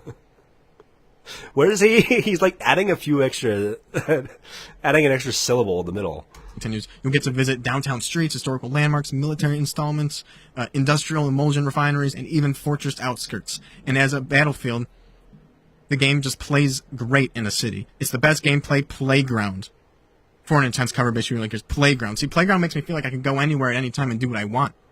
And so, yeah, I don't know. He's just really allergic to the concept of Gears of War being open world. But they're just saying it's fun in a city, which I think is mostly true. I mean, we saw them, like, say this exact kind of thing in the E-Day reveal, like the Direct. But, like, Gears 1, Gears 2, Gears 3, even kind of. Gears 5, I think the best levels are all, like, city levels. Like, they were a lot tighter. Judgment 2, like, I think Judgment, the Old Town stuff, is much more fun than, like, when you get into the suburbs or Onyx Point or whatever, right? I think the city levels just feel a lot better. Who said it best about lore of lore in video games. They said as long as it makes the game fun, being consistent with the lore doesn't matter. Yeah. It depends on the kind of game you're making, too. Like, Gears of War, I wish they would care more about the lore and the story, because it's a game that wants to be cinematic and it wants to be, like, story-driven. If they wanted to go, like, fully, like, campy, kind of like Resident Evil, I wish they would just commit to that and not, like... Because as it is now, it's kind of like dangles on the line between being somewhat taken seriously and being campy. And it's got its own kind of identity in that, but I don't know. I kind of wish it would lean more to one side or the other. You have some games like God of War that take themselves much more seriously and do a better job at it, even though it does inject some comedy at some places. Or you have games where, like, the lore doesn't really matter at all. Like a game like Overwatch or whatever, right? Like, who the fuck gives a shit about Overwatch lore? Really. Even if you're, like, the biggest Overwatch fan on the planet, who gives a shit about Overwatch lore? They could retcon half the shit that's been going on, because it doesn't matter. People like Overwatch because they like playing the game and having fun with the game. They're not there for the fucking story. Doom's story doesn't matter, because it's about killing demons. Yeah, that's the fuck is his name? The old school Doom guy who said that, like, plot in a video game is like plot in a porno, where it's like you're not there to watch for the plot, you're there to play the game. Which, I mean... Again, it depends on the type of game. That was incredibly true for 1993 when the original Doom came out. It's not 1993 anymore, though. So that rule of thumb doesn't necessarily apply anymore, because we live in a different medium of gaming overall. I feel like there could be cool areas and stuff, but, you know, I don't know. Are they going to try to be taking it, like, a level up from, like, Gears of War 5, where, like, you know, they had the jack and you had to go around and find, like, the components and stuff, and it's like, if this is a big open city we can go anywhere, then it's like, oh... Also, I've said before, like, Gears 5, you don't hate Gears 5 for being open world, you hate Gears 5 because the open world was executed very poorly. If it was executed decently, I don't think people would have cared. If the open world was fun and it added stuff to it, people would have been completely fine with it. But because the open world was kind of bland, because the POIs didn't really have anything to add besides, like, some fetch quests, it was just kind of like a big waste of time. It was a big, open, empty area that felt dead and lifeless. But it being open in and of itself is not what made it bad. It was the execution of it. You can go get collectibles, and, you know, they might not have Jack, like a customized robot like that, but maybe they'll have something else you can upgrade and use. Maybe they'll have a vehicle or something you can drive around the city. Like, I don't know, I kind of have this, like, that stuff sounds ambitious to me. That doesn't sound like Gears of War, like the Gears of War I want. I just kind of want, like, a Gears of War, like, 1, 2, or 3 set. By the way, you can continue to play Gears of War 1, 2, and 3 to this day. They haven't gone anywhere. And they still, for the most part, hold up pretty well. At E-Day, that I'm using the Retro Lancer to explain the lore. Like, I hope they don't bring, like, the actual Lancer and retcon that, because, like, part of that creativity that I want in that setting is not having it. It's just having the Retro. You can have the Chainsaw Lancer in multiplayer. That's cool. Like, why not? No one cares about that.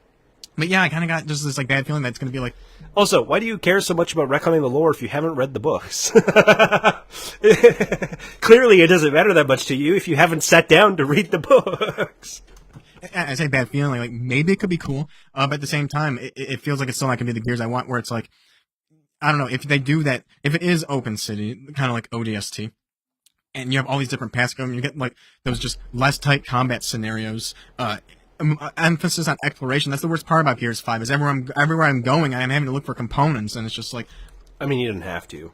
Even when I played the game on Insane, I just skipped past all the components and shit. They didn't really make that much of a... Again, the issue with the open world is the execution, not the fact that it exists. I want to experience the story at a good pace, but I'm just, like, always going off the beaten path, looking for these components and all of that. And so, I'm not really sure how I feel about that. And then, like, yeah, if it is, like, this big open city, you can imagine, like, next thing comes to... Never let a Gears fan... It's always just nostalgia. You'll find, when, like, a Gears fan... Like, your regular run-of-the-mill Gears fan cooks about, like, an opinion of what they want the next Gears game to be. It's just, do Gears of War 2 again. Where it's like, sure, I get it, you really like Gears of War 2, but, like, come on, you know? This is why, you know, I appreciate having Gears fans and Gears community members who can think a little bit more outside the box. And I'm not saying that Gears fans are incapable of it. I think that like a lot of them take a little bit more pressure to be moved in that direction rather than inviting that kind of thought in and of themselves. It's why I like talking to Crisp, because Crisp is really good about thinking of things from outside his own perspective that I feel like you don't get with kind of other types of Gears creators like King Abs or Shadows or something. I feel like those kind of creators have like that kind of Gears of War Reddit mindset where they have a view of what Gears of War is, and that has to be what it is forever. And if Gears of War fans decided how the games were made, we would never have gotten E-Day how it looks. And it looks fantastic. But we would not have gotten that. We would have gotten Gears of War 2 Reloaded, or Gears of War 3 Reloaded. And that's all we would have gotten to the end of time. Gears 5 components were never all that hidden. You take a few steps to the left and walk slightly a longer way around. Yeah, there's only, like, they're exactly in the places you would think they would be if you understand how video games are normally leveled out, but even still, I think they are kind of annoying. Find a times 5 component. Yeah, it's been a while since I've gone through and played that game properly all the way through. Like the last time I did my playthrough, when I did the years later video, I just went through the story in a straight linear line. But the first time I played that game, I feel like I maxed out Jack's levels and I didn't even collect all the components. But I don't know.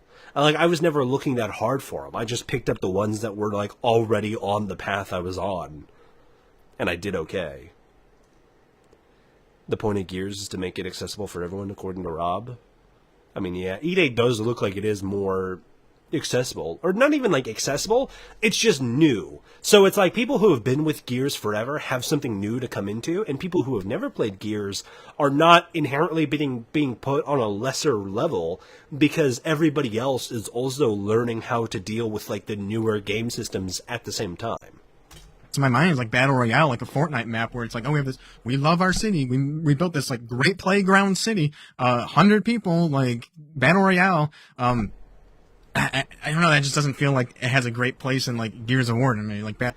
That is crazy. The amount of people I hate to see the opinion of. There's a lot of like Gears people, and like it used to be on the official Gears of War forums before it got shut down because those were like popping off in 2017, 2018, 2019. Weekly, you would get somebody making a thread that said, can we get a Gears 5 Battle Royale mode? Can we get Gears Battle Royale? Can we get Gears Battle? Can we get Gears Battle? And it's like, no, please, shut the fuck up. Battle Royale, like, but I can see them doing that, like, with this. That sounds ambitious to me, more ambitious than Gears 5. I mean, what do you do then, other than one giant interconnected city? And, like, yeah, I don't know, like, in the story, like, I don't know, you go to, like, a waypoint. Is there gonna be, like, a home base you're always going back to? Like, I don't know, I feel like that could really break, like, the pacing of the game. You could have a home base without it being open world as well. The first Wolfenstein game did this, where you go back to your secret base in Berlin in between missions. I don't know if by vibes they just mean like a lot of horror. You got the locusts and it's just like darker. But you know that could be just like a visual vibe. Yeah, the city like to play like new in the future. I don't know. Like it could be cool. If the visual vibe is the same, but the vibe of the game isn't. What do you mean by vibe of the game, and how is that separate from the visual vibe? What does it mean? Because earlier when you were talking about the vibes not being the same, you specifically pointed out that it was like softer around the edges, and it wasn't. What do you mean by vibe? This is what I mean, where like you got to explain your points and you got to like describe them and give me like actual evidence, because this is just saying nothing. But at the same time, it's like if it fails and like we don't like it, it's not that like we don't like like the story's bad. It's just like it sucks. Yeah. And that was kind of like the same thing with Halo Infinite, like with its open world section. It's just like I don't know. I personally had a great time in Halo Infinite, even it being open world. Halo 3 is what, like 4 hours? 5 hours maybe? Halo Infinite, I had a fantastic time with the grappling hook and that open world. Oof. I had a fun time with that. That was a very fun game to do. Like, I mean, I'm like the kind of person who loves kind of open world outpost games, like Far Cry and whatnot. So, like, Halo Infinite going from dot to dot on the map and, like, clearing out all the bases was really fun. I guess maybe I'm just a loser. This could be experimental, but like, yeah, we're just in the day of like game development. That this game isn't a banger and sells incredibly well, then it's like, kiss Gears of War goodbye. But it's like, I don't know, the Coalition's never really proven themselves that they can make like a good Gears of War game. And so Gears 4 and 5 are good games. Just because you don't like them stylistically or like execution-wise, you're not happy with the execution of them, doesn't mean that they're not good games. They're not like bad, broken, falling apart piece of shit games. Saying that in any regard is just stupid and untrue. yeah, I'm concerned about it. I don't have like I'm sobered up in terms of my hype. It all sounds awesome on paper. Like when you see like, oh, we're going back to our roots, gonna get. Okay, he's just going to say the same thing. Okay, so that was before E-Day came out, or before we saw the E-Day reveal. This is him apparently saying that he was right about E-Day after having seen the reveal. Let's see how accurate this video is, because I feel like it's probably not. All right, let's rip it. I'm also going to turn the speed up again. Have you heard of this thing called "Don't Have a Good Vibe"? Maybe. Okay, I just finished watching the Gears of War. Okay, hold on. We can turn it down a little bit. 1.5 is too much. I'm tired of shit. E-Day Xbox Showcase, and I just wanted to capture my immediate thoughts. Like, I didn't look at chat. I don't want to look at anyone else's videos or opinions on this. Gears of War used to be so dope. Remember how we walked in a straight line on a broom?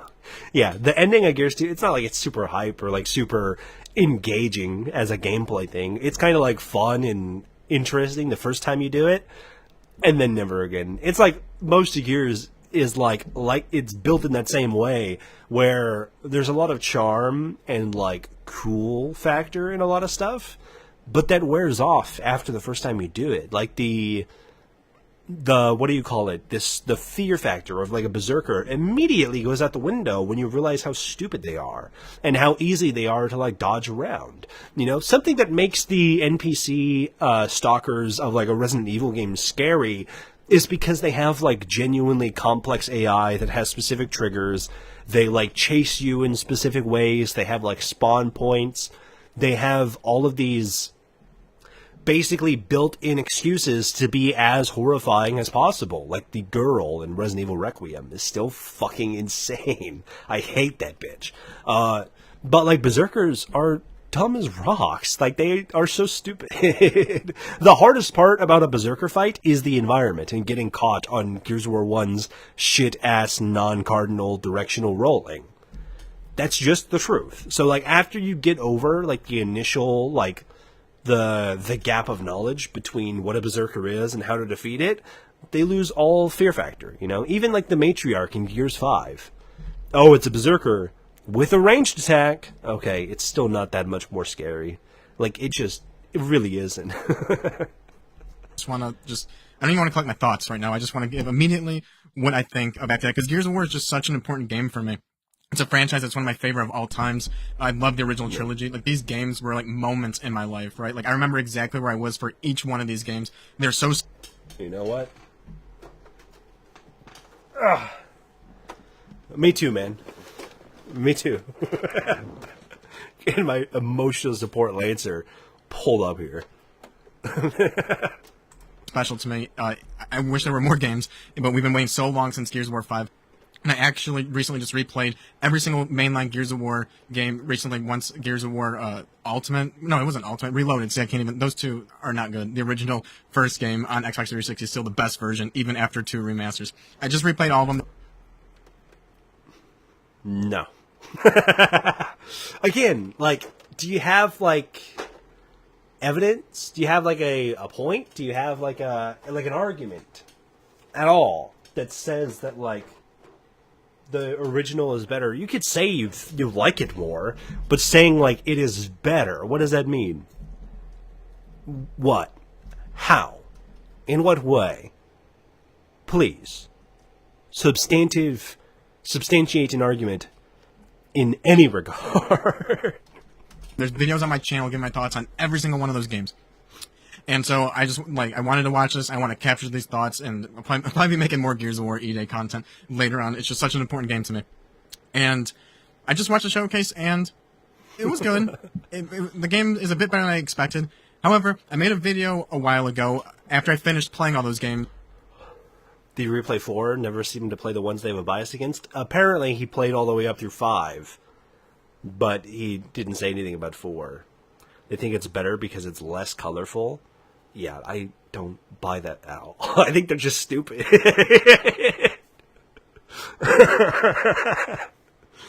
True. Well, yeah, I know why they think it's better, but, like, they never... I would at least understand. It would, like, help understand or make me not want to completely just make fun of people if they could articulate that that is the reason why. That's a totally fine reason to think it's better. If you think subjectively, I like the fact that Gears of War 1 looks like gray and brown dog shit at 720p. That's a totally fine opinion to have. I don't really give a shit if that's your opinion, but just say it. Don't just say, it's better. Okay? What the fuck do you mean by that? Say words. Words have meaning. Use them and deploy them in ways that are best expressive of your actual point. I think it's cool how Gears of War 1 had a tone that benefited off of their limitations, but it's obviously not the ultimate vision. Yeah, I think that is a totally fair defense of the original game, where you're like, I appreciate Gears 1 and how it looks because they took the limitations they had, the small budget they had, the timeline they had, and they made it work. And I really commend them for that. And that's a totally great reason to prefer the original over Ultimate Edition, even if Ultimate Edition is like the more true, what do you call it, like condensed version of their original vision. That would be a great articulated point, but nobody has ever made that point. Like, the fact that we can sit here and defend Gears of War 1 2006 is better than the people who swear they love Gears of War 1 2006 tells me everything I need to know about people who love Gears of War 1. Gears fans are allergic to even the slightest changes? Yeah, I can't, man. How just like 4 and 5, especially 5, was just so bad that it really like so. Again, so bad. What was bad about it? Again, if he just says the open world bad, okay, I agree that the open world parts are the weakest parts of Gears 5, the campaign at least. But it's not bad because it's open world, it's bad because of the execution of the open world. You have to articulate that, otherwise you're just saying words that have no meaning. Over my excitement for Gears of War E-Day. The Coalition has never understood Gears of War. I'm gonna leave a card at the end of this video. Check that out after, because in that video I said I felt like that the direction they're gonna take Gears of War E-Day, when they announced it was gonna be taking place in one city, that it was going to be an open city game, right? Open world, open city, where you can go anywhere you want, where you could take to whatever streets you want and create your own path around, your encounters and all of that. And there's going to be random encounters, like as you go down the street, locusts will just pop up like dynamically and all that. That's exactly what they're doing. It's exactly what they're doing. No, it's not. Gears of War E-Day is not an open world game. Gears of War E-Day has, they said, somewhat open levels. We kind of see this with like the shop level, right? In that we saw the supermarket, where like there's no set path through the store. It's more so you're being led on a path by the way that the locusts emerge at different corners. They showed us entire levels, and it's not that it's like wide open, it's that there's multiple lanes to like go to the same objective. This has been true in other linear games before. Wolfenstein, which I just mentioned, Metro Exodus is probably kind of in this weird gradient gray zone between being open and linear. It's definitely more linear than it is open. It's not just an open world game. That's just not true. Check out that video.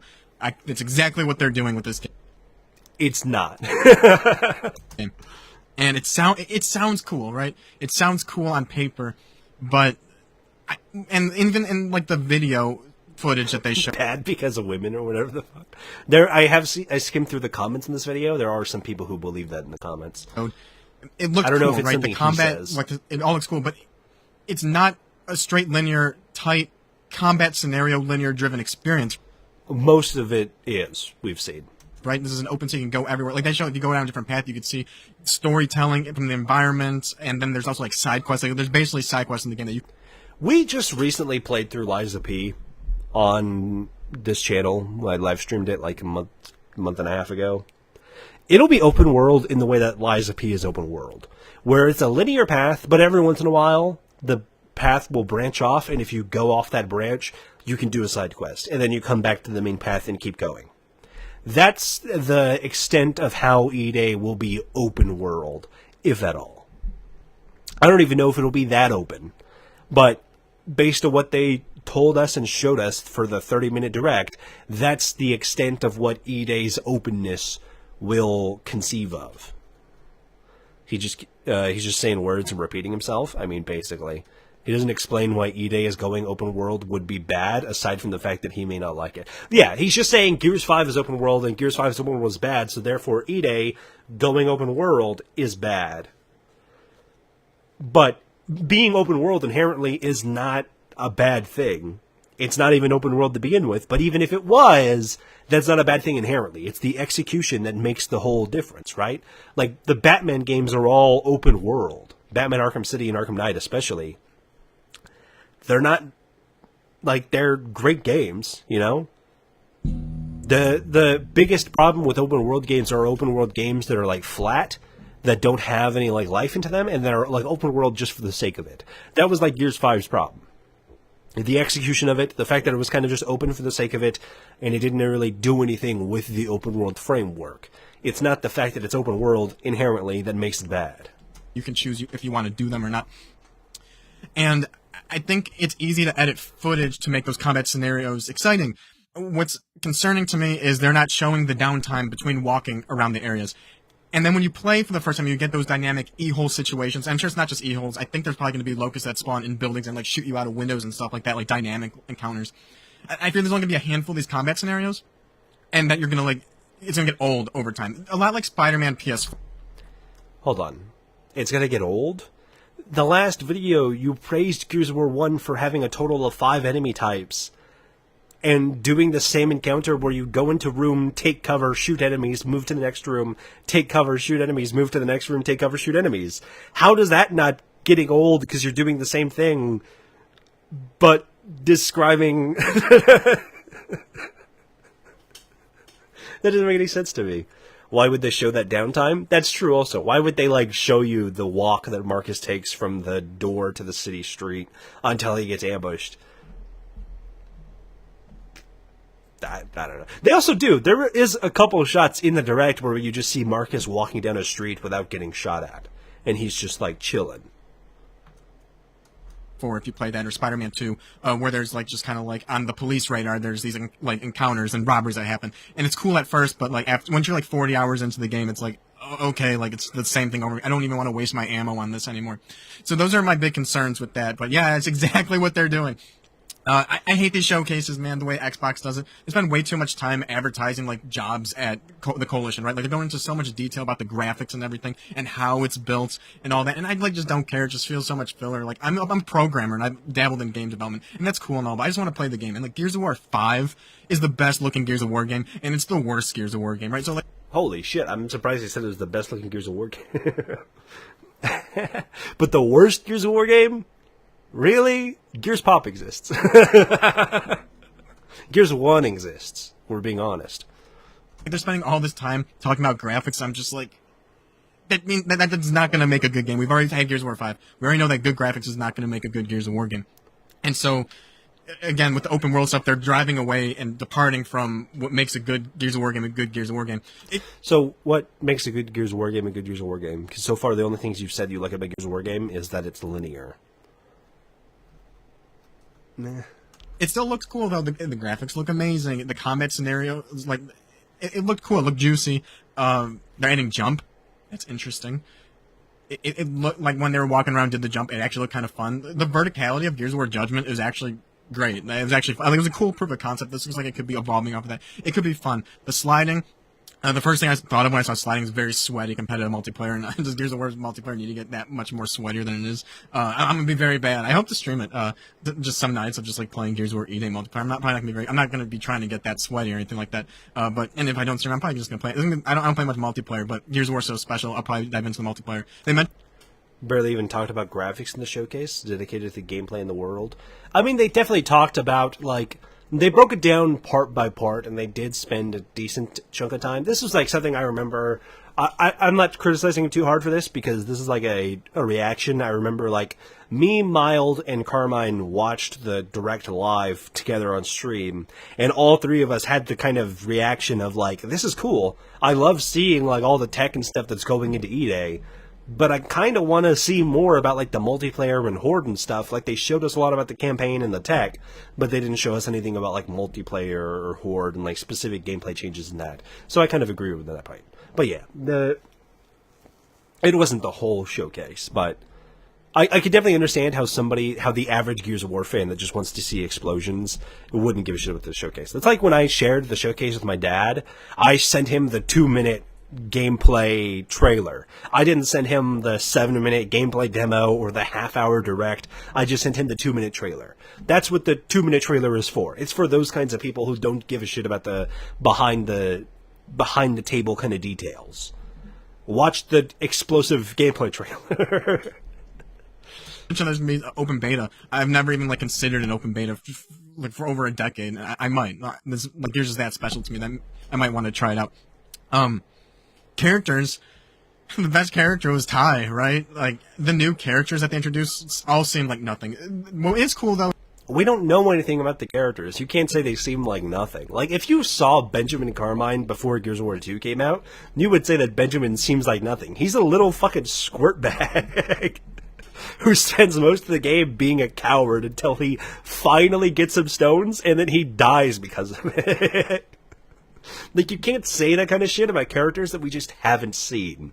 Because, like, okay, cool. I'm going to reserve my judgment for when the game comes out. This is where I'm kind of at with, like, God of War Laufey, with everyone being like, the cube kind of throws me off. And, like, I do agree the cube is a little goofy, but, like, I think, like, I trust the chops of the writing team enough, like Cory Barlog enough, that I think they're going to do something interesting with the cube, and I'm reserving my judgment for when it comes out. The Santa Monica team has built enough goodwill with me to give them that kind of respite, I guess, where I'll be curious to see it when it comes out. And if it comes out and the cube just happens to be a quip machine and it's useless to the plot, I will sit there next to everybody else and I will agree that that's bullshit and it's kind of lame and dumb and gay. But until that happens, I don't have any reason to, like, hate on it, outside of saying, like, yeah, I guess it looks a little bit goofy, but I don't know yet. The game's not out. So I'm with these characters. You could say you just don't like them or you think they don't fit, but Gears literally has characters all over the place. You've got, like, faceless guy who dies. You've got the superstar rap artist. You've got the Nepo baby. You've got the other Nepo baby. You've got the cowboy who's friends with Steven Spielberg. You've got the Polynesian warrior dude. You've got... I was trying to think of what fucking crazy-ass character was I thinking of. Shit, never mind. But whatever. There's a lot of, like, really weird, wacky characters all over the place in Gears. So, like, try to judge characters off... We've maybe seen 2 minutes total of each of them. Lucas and Mags. So, like, it's way too early to, like, judge them entirely off this alone, you know? Was that they're bringing a character from a book? I haven't read the books yet. I need to. I have them all. It's just, like, reading. It's always something that, like, falls on my, like, priority list of hobbies, and as my time shrinks, just gaming, man, is my just top hobby. But I want to read the books, and that's cool. That's cool that they're doing something with that lore, bringing a character in from that. That's cool. But still, like, none of those characters are memorable. Like, when Gears of War 2 was announced... What do you mean none of those characters are memorable? The game's not out yet. Ty wasn't memorable from before Gears 2 came out because it wasn't out yet. I don't even think Ty is in any of the trailers or anything like that. Maybe, like, gameplay trailers back in the day, but he's not in any of the cinematic trailers. It's all Delta Squad. So you get, like, Ty and Dizzy and... They weren't memorable until the game came out. You're being disingenuous. All like those are wow, these characters are really cool. They feel like they fit in with the rest of the Gears characters. These new ones feel like Halo Infinite type of characters and all. What does that mean? What does it mean? What do you mean Halo Infinite type characters? Please describe something. Anything, please. I want desperately to understand like what this kind of point of view is. But he never like describes what conclusion he's coming to. And I mean, he started the video at the top saying, "I'm not going to sit and collect my thoughts. I'm just going to talk about what I saw at the showcase." It's fair, I guess, but like, explain what you mean. What do you mean, like Halo Infinite characters? Like Master Chief? Like what? Like all that. And there was like a huge focus on like cinematics too. Again, which is cool, but at the same time, I feel like that slows the pace down the game. And Gears of War has always had a huge focus on cinematics. What are you talking about? Gears of War 2 has like 3 hours of cinematics for a game that came out in 2008. 4 and 5 really try to like elevate the cinematics compared to the original trilogy. And again, that slows down the pace. It slows down the... It has just as many cinematics as... I think Gears 5 has less, actually, because Gears 5 is shorter than 4 and a lot of the original trilogy. I think it's as short as like Gears 1 is, if you exclude all like the extra kind of Gallivant time in the open world sections.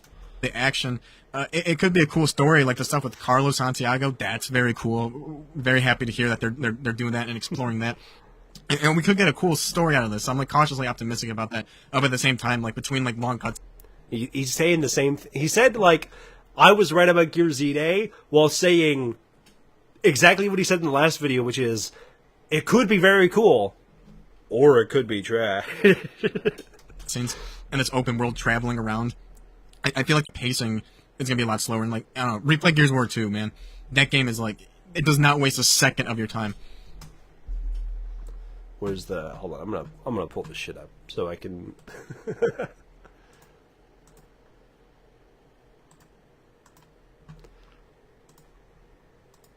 No, not that. Go away. It's open.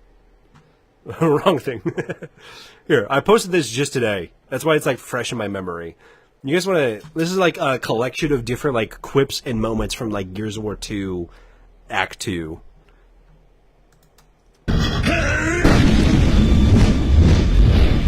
There's a bit in here. Hang in there, Rook. We'll be there soon. I made it! It's dusty as hell. You know the helmets have a filtering system on them, right? But I wouldn't see snipers so well then, would I? Cool it, dumb. Apparently gunfire doesn't affect them at all. Hey, Marcus, you ever seen them eating emulsion? They can eat shit and die for all I care. I think it's safe to say that's not a natural K formation. Like that shit, like that is, this is Gears of War 2. This is in Gears of War 2. And it's the same kind of fucking dialogue that Gears 4 and 5 have. So saying, go play Gears of War 2 to get the vibes right, because Gears 4 and 5 did it wrong. When people say vibes, I feel like they're entirely going off the fact that it looks differently and the art direction is different. And nothing to do with the characters. Because so much of the stuff is the same. And I will say I do like the charisma, and I think the characters are... They're more caricatured, but they are more distinct from each other, I think, in the original trilogy, which does help over the newer games. But, like, this is why you have to be specific in your criticisms and say what you mean when you say that something is bad or why the vibes of something else is different. Because if you just say that, I'm going to point at this and I'm going to say you're a fucking dumbass because you're saying nothing. You're just saying fucking words that mean nothing. Because if I take your criticism at face value, I'm just going to point to this. I'm going to say you're fucking stupid. And so you have to give me examples and like be specific with your criticisms and stuff, because otherwise you're just kind of stupid. This game, I feel like they probably trap a lot of like modern open world games. You got side quests, you're gonna have long walks, and they're going to like look at all like the music and the transition. I'm like, dude, like I don't care. Like I just want to play the game being immersed. I really don't need to be sold on how it's built right now and all. Then I don't like that the Xbox showcase. And like, which is funny. Gears is so important to me. And like the Gears of War, the original trailer, the Mad World trailer is like one of the best trailers of all time. Dude, I'm going on record and say that like with the Stellar Blade, Blood Rain, that trailer is my favorite game trailer since Gears of War Mad World. I've been watching that trailer multiple times. It is such a good trailer. It sold me on that game so hard. And this direct... Isn't Stellar Blade the Goon game? I don't know. Fuck all about Stellar Blade. The showcase for Gears EA just dragged on for way too long with all this like technical stuff and Sure. again, like already Gears of War 5 literally proved that good graphics does not make a good Gears of War game. And so, yeah, but the graphics do look awesome. There's no doubt about that. But that's not enough for me. So the traversal and all that is cool. But again, big concerns with the whole open world thing. It could be a cool directive, but like if this game doesn't sell well or do well or anything like that, there's still demand for like a linear like style Gears of War game. It will be linear. They've told us. The main character looks like she's 12. Oh, is that game? I saw that people talked about that after like the Summer Game Fest or whatever, the PlayStation, where the character is like supposed to be like the main character, but she looks kind of like a baby. Is that game? Awesome. Great. Love it. Love the arcs in Gears 4 and 5, but they first admit that the characters are all kind of samey. I wonder if they were different from one another. OG Delta, people would like them better. Yeah. I wish they were. Like, I know, like they definitely have traits that are a little bit different, but, like, they have a lot of dialogue that is the same, which, like, in one part, it means that, like, Gears OG Delta characters are very bottlenecked into one, performance where like Dom is the say it straight guy, so he only ever has shit to say if it's like pointing out the obvious. Carmine is like the young stupid kid, so he just says stuff that's stupid and acts as like a exposition device for other people to explain the world to him. You have like Cole, who just is there to be comedic relief, and you have Baird to be like a narcissist kind of asshole who just kind of like pushes back on stuff, which does give them all like different unique voices.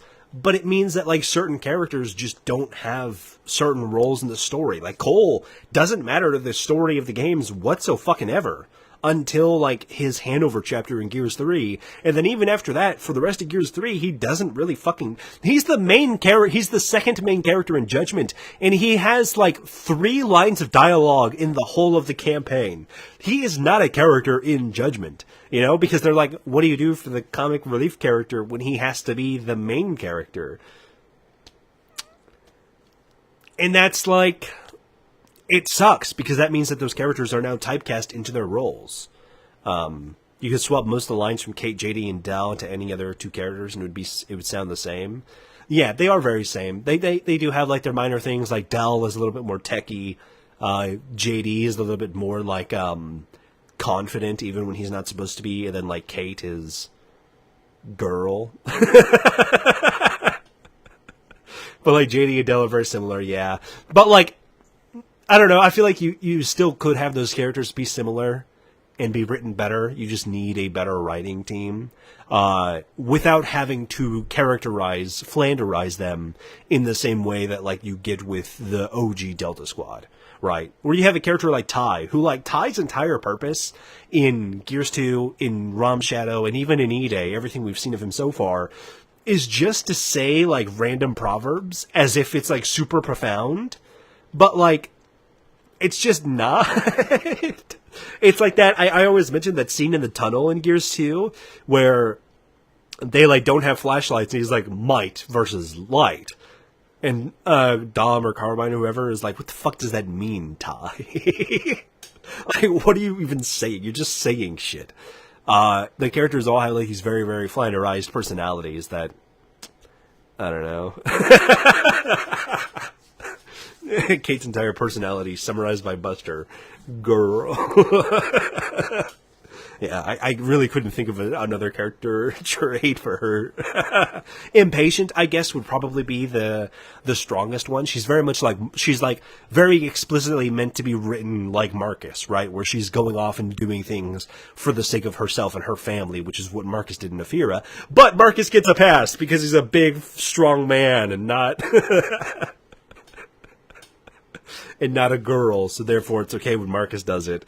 In fact, it's not even Nepo baby of Marcus. I've gotten to this argument. with like the TikTokified fans of Gears of War.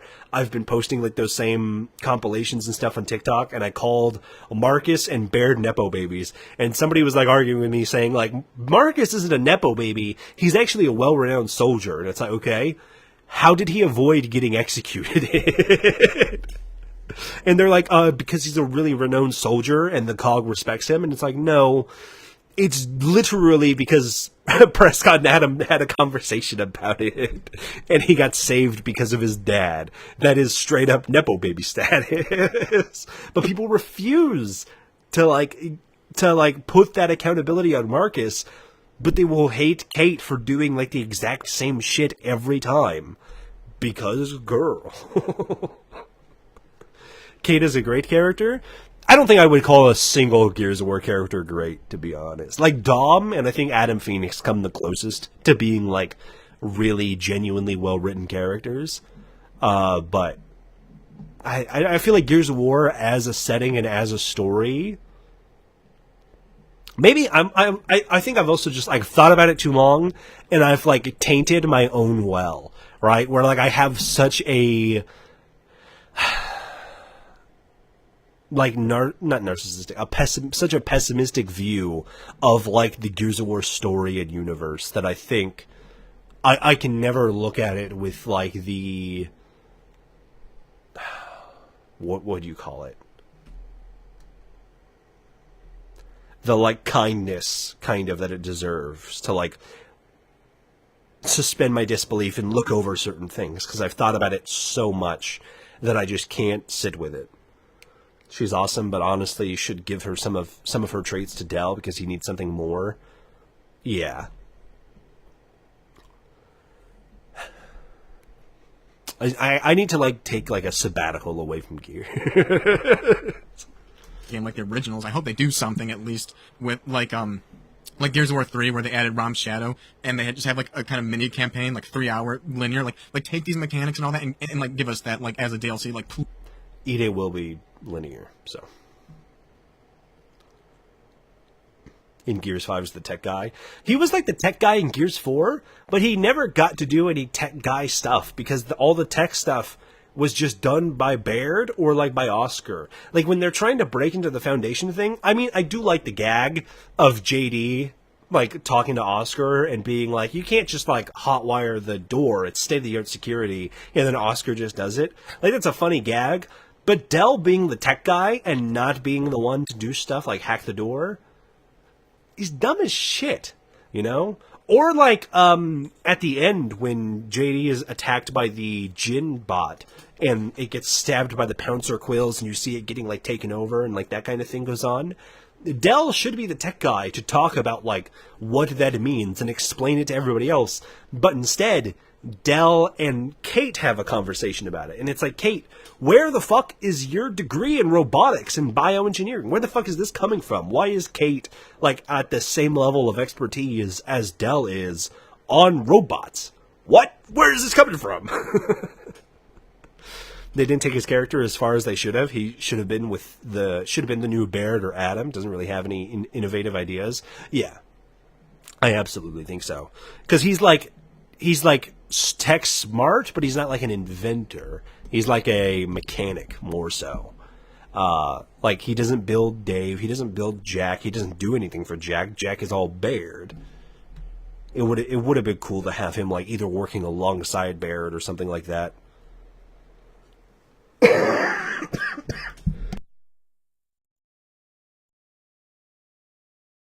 They said the Quill hijacked the bots. They said it like gave off some like electro, bioelectric, interferent, whatever, sci-fi mumbo jumbo. Conversation was the Gears equivalent of the Rockwell Turbo encabulator. Yeah, I mean, the conversation makes no sense and it's just sci-fi bullshit, right? But the fact that it's like Kate and Del having a conversation as if they are literary or scientific peers, when that should just not be the case. Kate is a fucking rural outsider who has lived in a village all her life. I'm not saying that she can't be smart, but she's not like... Is like Raina and Oscar and Gabe like teaching a robotics class or something? Because I don't Del should be allowed to have that as himself instead of like somehow he also has to share this with Kate, which just, I don't know, it feels like it comes out of nowhere for me. Please return to doing something like that. But they announced battle passes and seasons and all that. She can be smart, but has a different will. Yeah, there's a difference between not being smart and being like an expert in every single field of science when you don't have a formal education.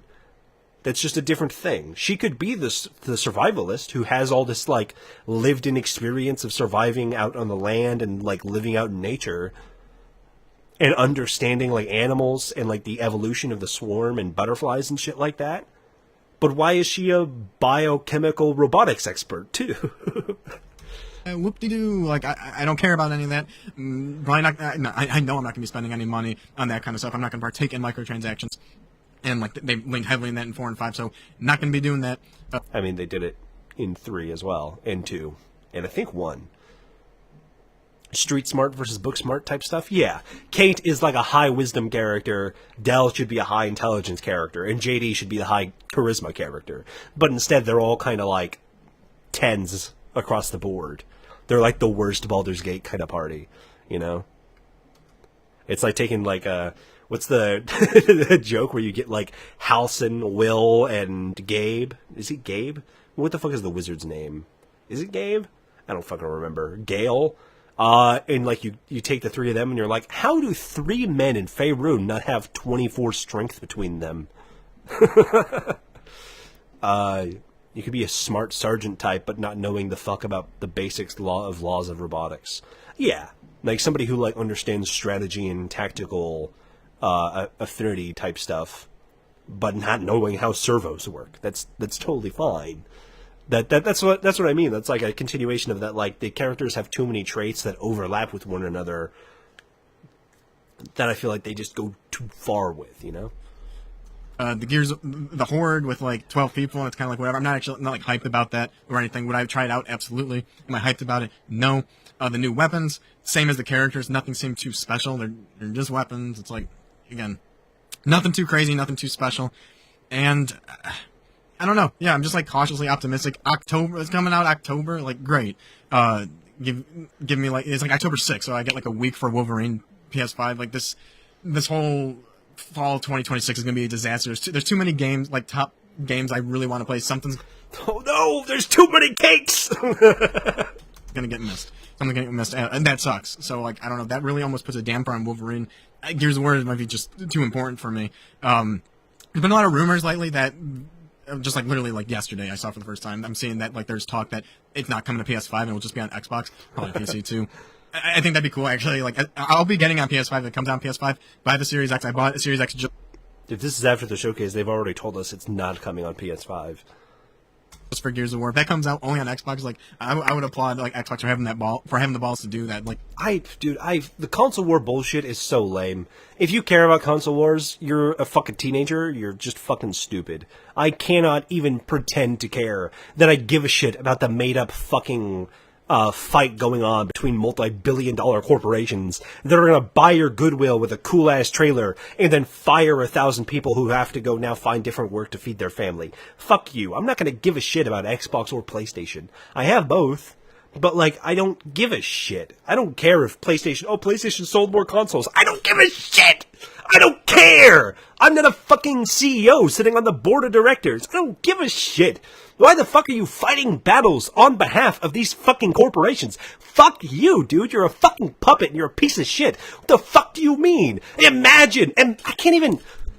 Oh, this shit makes me so mad because it's like, what the fuck do you mean? You're like, oh, I only go to Target because Walmart sucks. Shut the fuck up! What are you talking about? You're stupid. You're gay. What do you mean? I like Dutch Bros. Starbucks just doesn't have the right cups for me. Shut the fuck up! Die! Like, oh my god, I cannot. This shit makes me so upset because it's like, stop! Stop! trying to like play ball and play favorites with multi-billion-dollar corporations. They don't care about you. They don't care about the people who work for them. Fucking the CEO of United Healthcare got shot, and they replaced him that fucking afternoon. They don't even care about the people that are making them millions of billions of fucking dollars. They certainly as hell do not give a shit about you.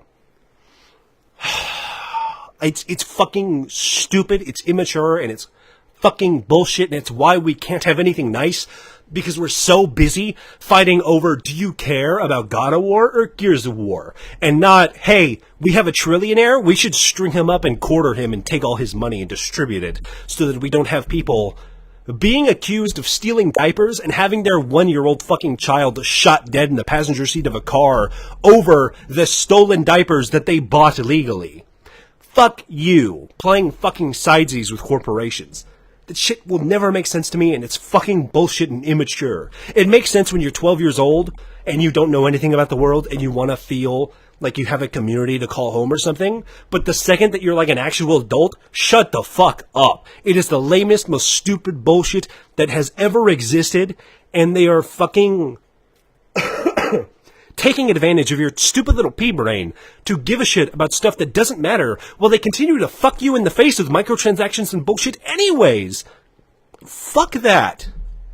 So hard. I hate it so fucking much. It is so fucking stupid, and it continues to be fucking retarded 110% all the way the fucking down the way to the bank. Like, it's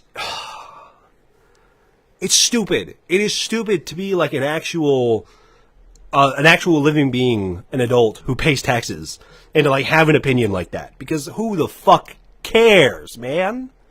Are you going to be on your deathbed and you're going to be like, oh, I'm really glad I went with Xbox over PS5. I really think the Xbox really had it going there, you know? Who gives a shit? Shut the fuck up. It's such a fucking stupid opinion to have. Fuck. Having the balls to make it exclusive. Who gives a shit? The only people who benefit from that kind of behavior are the people who never have to worry about where their next meal is going to come from. Who never have to worry about how they're going to take care of their child when they get sick. Who never have to worry about the chance of like selling their house because they don't have enough money to pay for their medical bills. That shit just does not matter. It's fucking bullshit and it's stupid. Like, give PS5 people, like, the first one reloaded, like, give them a little taste of it, and then, like, here's the new one. If you liked that and want more, you gotta get an Xbox. I think that's, like, the strategy. It's brutal, but, like, that is what I think they should do. But, overall, it was cool. Cool. It's exactly what I said it was gonna be with that. You guys thought of this. The coalition's never made... It's not exactly what he thought it was going to be. He was actually very wrong about that. Anyways. Oh, wrong one. That brings us to the end. As I thought, the average Gears of War fan has very, very, very, I think, dumb opinions that are based on nothing, like that, where he just kept saying things that are just blatantly not true. Who cares about exclusive anything? It's limiting your audience. I mean, it's not good for consumers, because it means the consumer doesn't have a choice, that you're being, like, bullied into an ecosystem like the Xbox. You can still get on Steam, whatever. But, like, it's not good for you. It's not good for, like, the game. Like, it's not good for the game to be exclusive. It's only good for Xbox. And who the fuck gives a shit if it's good for Xbox or not? I don't care. I don't care if Xbox is doing well. What, so Asha and the rest of fucking Microsoft can lay off another few thousand employees while stuffing their own fucking pockets? I don't give a shit. I don't care about how well Xbox is doing as a corporation. Why the fuck would I care? I don't... What? No. He said a whole lot of nothing in that video? Yeah, I thought it was going to be more... It's very much like I said at the beginning, where it's like, if you want me to, like, take your opinion seriously, if you're going to make a claim, have evidence to back up that claim. Because otherwise, what the fuck are we doing? What is the point of making the claim if we don't have anything to say about the claim? You're just saying the thing and then, like, hoping that people already agree with you? Actually, hold on. I'm going to pull this shit back up.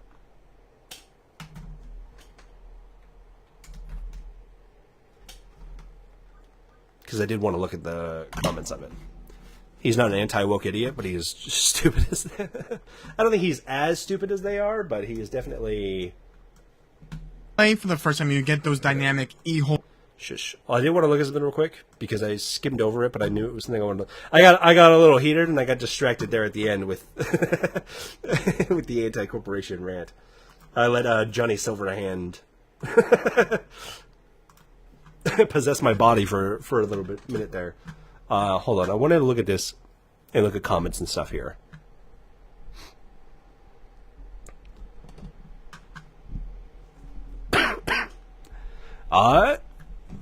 See, there's a lot of people here. There's a lot of like people here being like optimistic and very hyped for the game. I remember I saw a few of these though that actually I actually do like how many people are pushing back against this. People are saying that it's stupid. It's a stupid take. It's not open world. Oh, does he have a response to that? Don't give me hope. Watch the fucking... What do you mean? Watch the interview. What do you mean? Don't give me hope. It is just not open world. That is just true.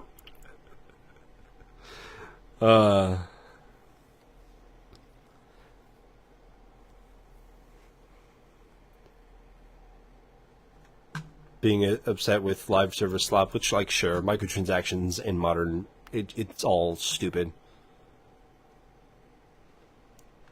Okay, I remember seeing this comment.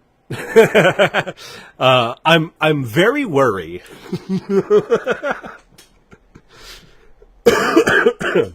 I am very worried about this Gears of War E-Day. The gameplay looks fun, but something about the game get me that bad. I can't even fucking read this shit. But something about game get me bad vibes. I feel they're going to shenanigans in the story with we put of strong female character and idiot male rookie soldier. When I just want a story about Marcus and Dom and Delta Squad, now Bravo Squad. Gears is about the gameplay with the single-player horde mode and multiplayer/coupe. The graphic are nice, but Gears 5 suck, and I don't care about how great the graphic are when console PC parts are so expensive now. I want that good Gears of War gameplay like the 360 games, to be honest. Be playing a lot of Space Marine 2, look forward to Space Marine 3 more than a Gears of War game. Why use so many words and few words to trick? Yeah. I get a bad feeling about this one, but I really want it to be good. He's saying, in his comments, he's saying the same thing where it's like, it could be bad, but maybe it won't. But this is like the shenanigans in the story with we put of... What? A strong female character and idiot male rookie soldier. So, like, is an idiot male rookie soldier a bad thing for a Gears of War character? Because does that mean that, like, Benjamin Carmine should be the dumbest and, like, the most dumb, stupid character in all of Gears of War? Like, does this person hate Benjamin Carmine? Because Benjamin Carmine is the epitome of the dumb rookie male soldier. That's just what he is.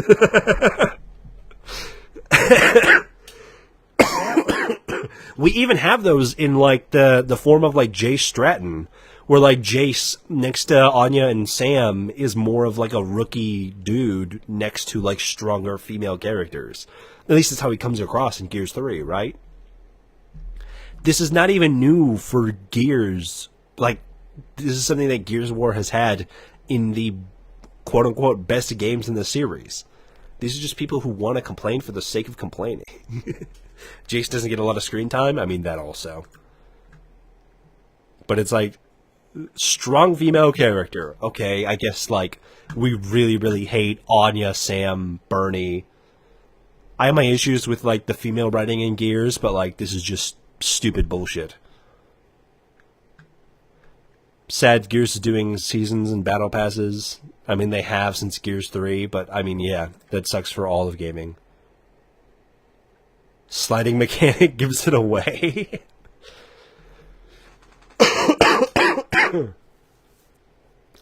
Yeah, these are the kind of comments that are make me go like, you're dumb. Like, it's like, I just want a story about Marcus and Dom and Delta Squad, now Bravo Squad. Like, did you think that they were always Delta Squad? Because, like, they weren't even Delta Squad, I don't think, during the events of the... when does the... Is that Jacinto's Remnant? When we learn about them with Ty and Patrick? Because I don't think they're called Delta Squad then. They're called Omega Squad in Judgment. I'm pretty sure that's what their squad was at the time. So, like, why would Bravo Squad be a bad... That's just how squad names... Why would they be called Delta? But yeah, that's what I mean when, like, the average Gears of War fan is unwell. I can read, he can't spell.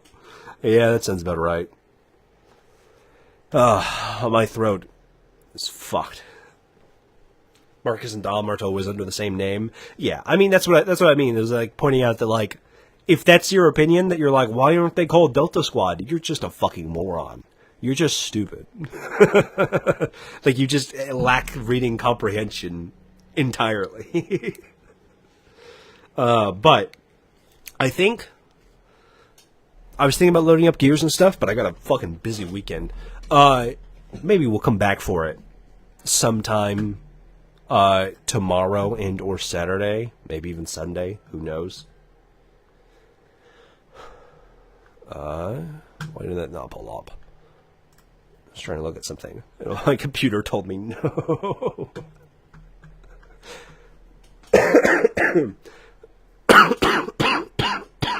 Because I keep going like this, I don't think I'll be able to speak tomorrow. Let me take your time.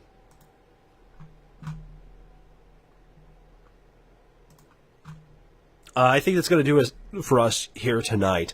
I'll be back tomorrow. I'll try to be streaming tomorrow, Saturday, and Sunday if I can. And just basically keep going with Gears, kind of like in a Gears hype mode. I've been playing a lot of like Gears 5 and Gears Reloaded, so maybe we'll do some multiplayer matches. I was like talking with like a few other Gears creators. We're talking about like getting into Gears games and stuff, so maybe I'll send out the alert to them. Mild, if you're out there, if you're gonna play hooky for work, hope the nasty cough gets settled. It'll be gone by, I don't know, the next 2 or 3 days, hopefully. I'm not like the last day of, I woke up with like a fever of like 103 this morning, and then like it's been pretty okay since then.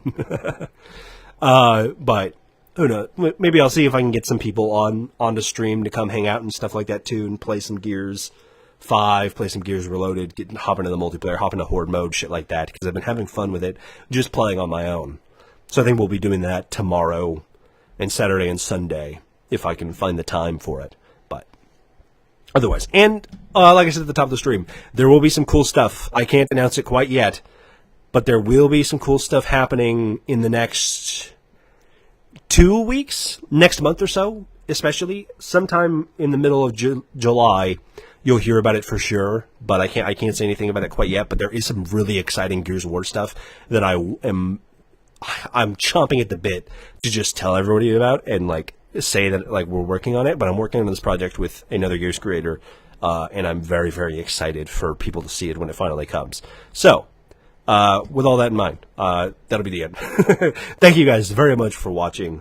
Thank you, Banana. I will try not to die. I'm going to get hit by like an airplane here in like 30 seconds immediately after I end stream. Remember to stay cool, have fun, be awesome. Thank you guys very much for watching stream, and I will see you tomorrow night. Check the Discord. It'll be in there if I go live. All right. Take care, everybody.